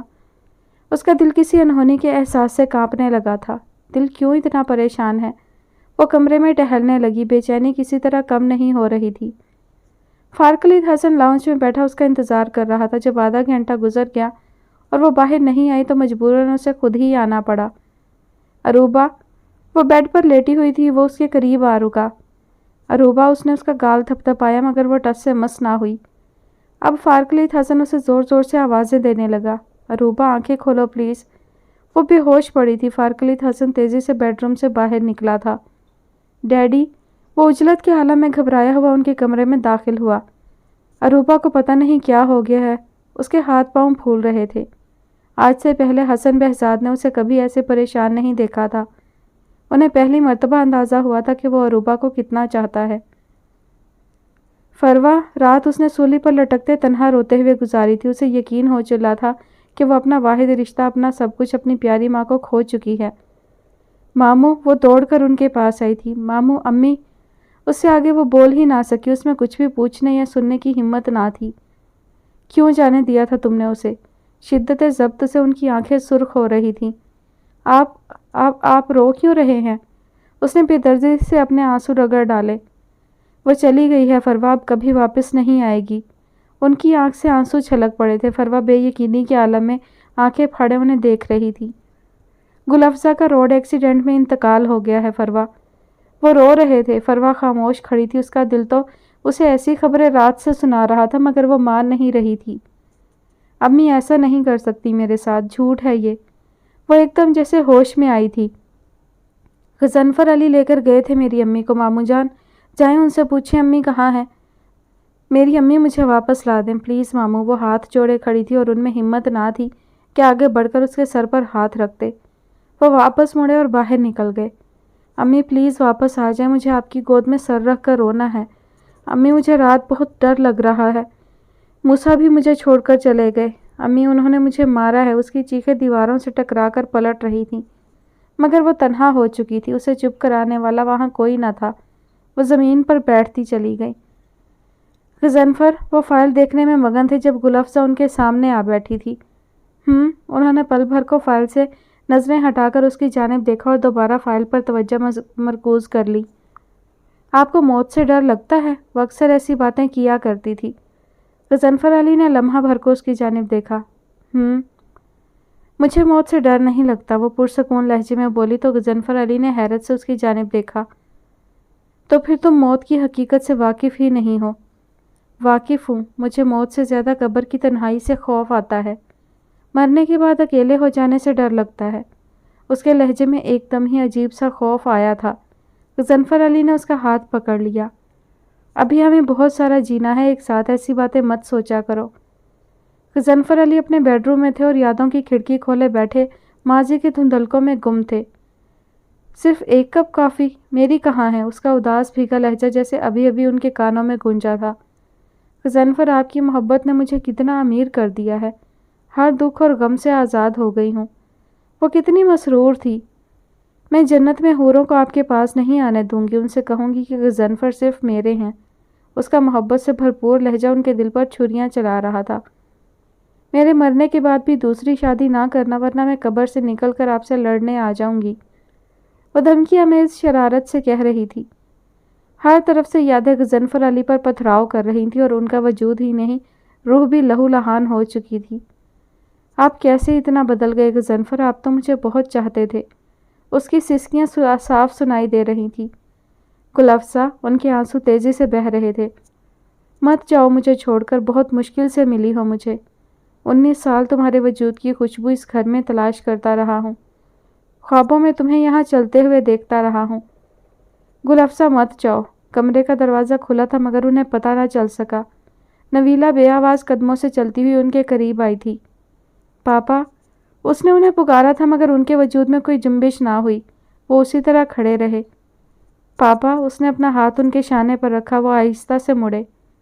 بیٹا، ان کے آنسو اور بھی تیزی سے بہنے لگے۔ نویلا نے باپ کو روتے دیکھا تو خود پر ضبط کھونے لگی۔ آپ رو رہے ہیں؟ پلیز مت روئیں پاپا، وہ ان کے سینے پر سر رکھے سسک اٹھی۔ میں نے بہت برا کیا اس کے ساتھ، محبت میں کیے تمام وعدے بھلا دیے۔ وہ تو بہت معصوم تھی، بہت جلدی گھبرا جاتی تھی۔ اس نے تنہا زندگی کیسے گزاری ہوگی؟ وہ میرے جھوٹے وعدوں کو یاد تو کرتی ہوگی۔ میری بے وفائی اور بے حسی نے اسے اتنا دکھی اور اکیلا کر دیا ہوگا، میں نے کبھی تصور بھی نہیں کیا تھا۔ میری وجہ سے وہ اپنی بیٹی سے دور ہوئی، پتہ نہیں اسے کتنا یاد کرتی ہوگی، کیسے اس کے بغیر اتنے برس گزارے ہوں گے۔ انہیں ہر دکھ رلا رہا تھا، گل افزا سے کی گئی ایک ایک زیادتی یاد آ رہی تھی۔ وہ بیٹی سے ملے بغیر ہی چلی گئی نویلا۔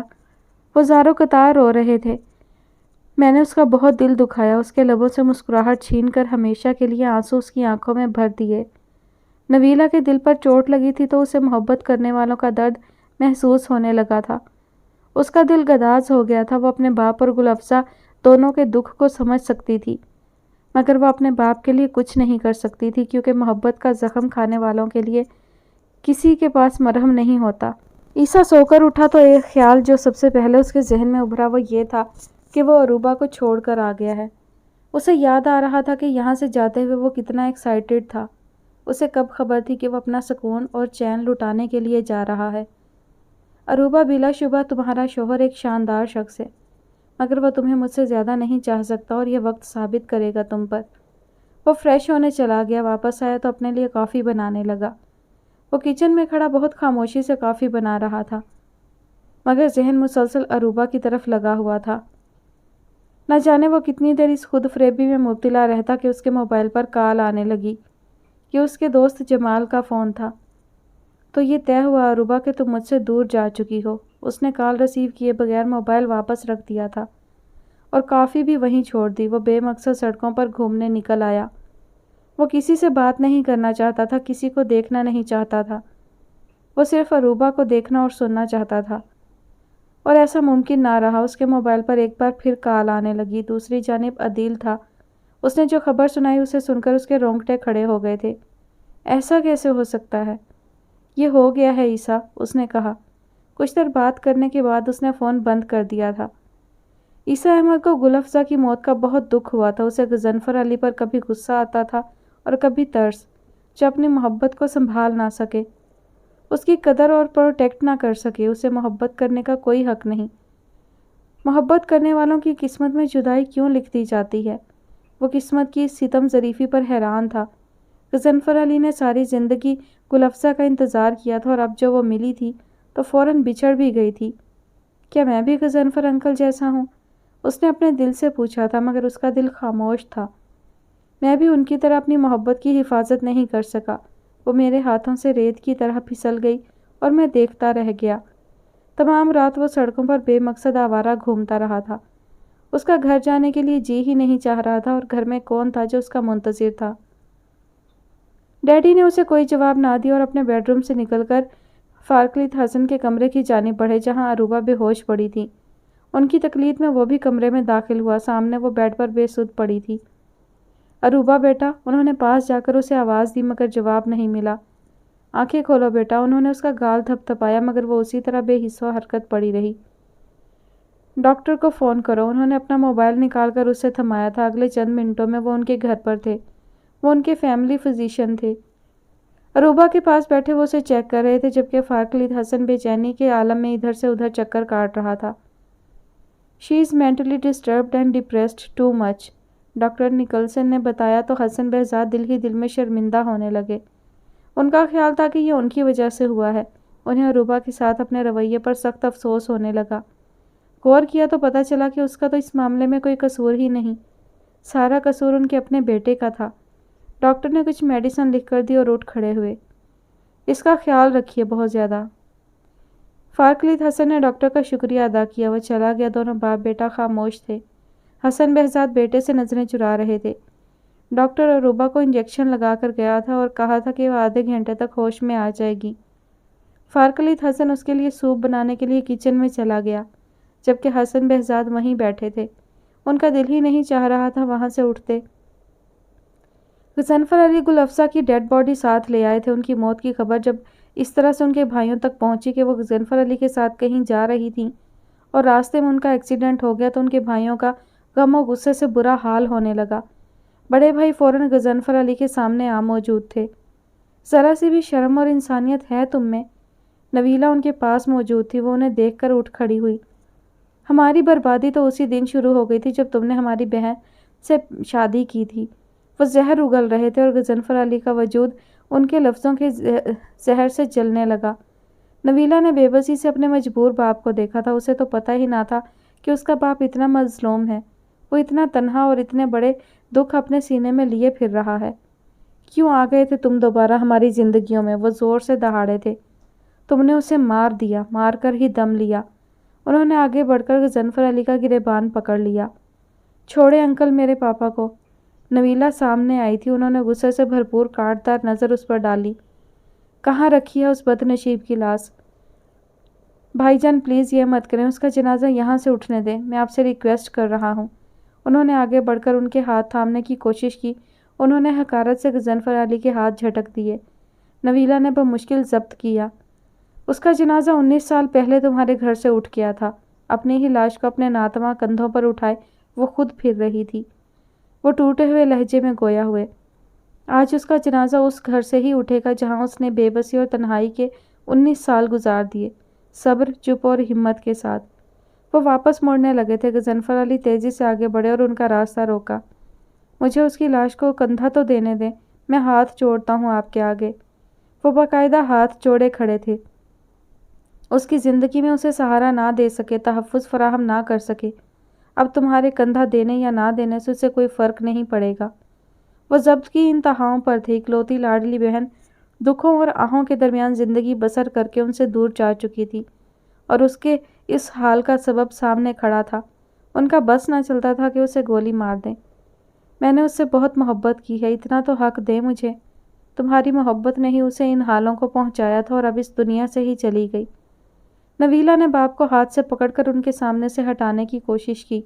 وہ انہیں اس طرح بھیک مانگتا نہیں دیکھ سکتی تھی۔ اگر اس نے دکھ میں تنہا وقت گزارا ہے تو خوش میں بھی نہیں رہا کبھی۔ وہ بولے تو ان کے لہجے کا کرب نویلا صاف محسوس کر سکتی تھی۔ ہاں وہ تو دکھائی دے رہا ہے۔ اس غم و صدمے کی حالت اور وقت میں بھی وہ طنز سے باز نہیں آ رہے تھے۔ ابھی تک جوان نظر آتے ہو۔ اسے دیکھا تھا تمہارے دیے گئے زخموں نے وقت سے پہلے اسے کتنا بوڑھا کر دیا تھا۔ اس کے ہم عمر اسے آنٹی کہہ کر بلاتے تھے۔ وہ بولے تو غضنفر علی نے کوئی جواب نہ دیا، بالکل خاموش رہے۔ وقت تمہیں جیسے چھوئے بغیر گزرا ہے اور اس پر ایک ایک لمحہ صدی کی طرح گزرا ہے۔ آپ کیا جانے میرے دل نے کیسے وقت بتایا ہے، ایک ایک لمحہ میرے دل پر کیسے کیسے عذاب اترتے رہے ہیں۔ وہ گل افزا کی ڈیڈ باڈی لے کر چلے گئے۔ غضنفر علی کھڑکی سے یہ سارا منظر دیکھتے رہے۔ انہوں نے اتنے سال اس کی واپسی کا انتظار کیا تھا، اسے یہاں چلتے پھرتے دیکھا تھا۔ اب جو آئی تھی تو 4 کندھوں پر چل کر۔ صوفیہ اس اچانک حادثے سے شاکڈ تھی۔ عام حالات ہوتے تو ان کی بے حس اور خودغرض فطرت شاید بہت خوش ہوتی، مگر وہ نویلا کی وجہ سے اس قدر پریشان تھی کہ اس واقعے نے انہیں ڈسٹرب کیا تھا۔ وہ جانتی تھی کہ گل افزا غضنفر علی کے لیے کیا ہے، اور اب ان کا آسانی سے سنبھلنا ممکن نہیں۔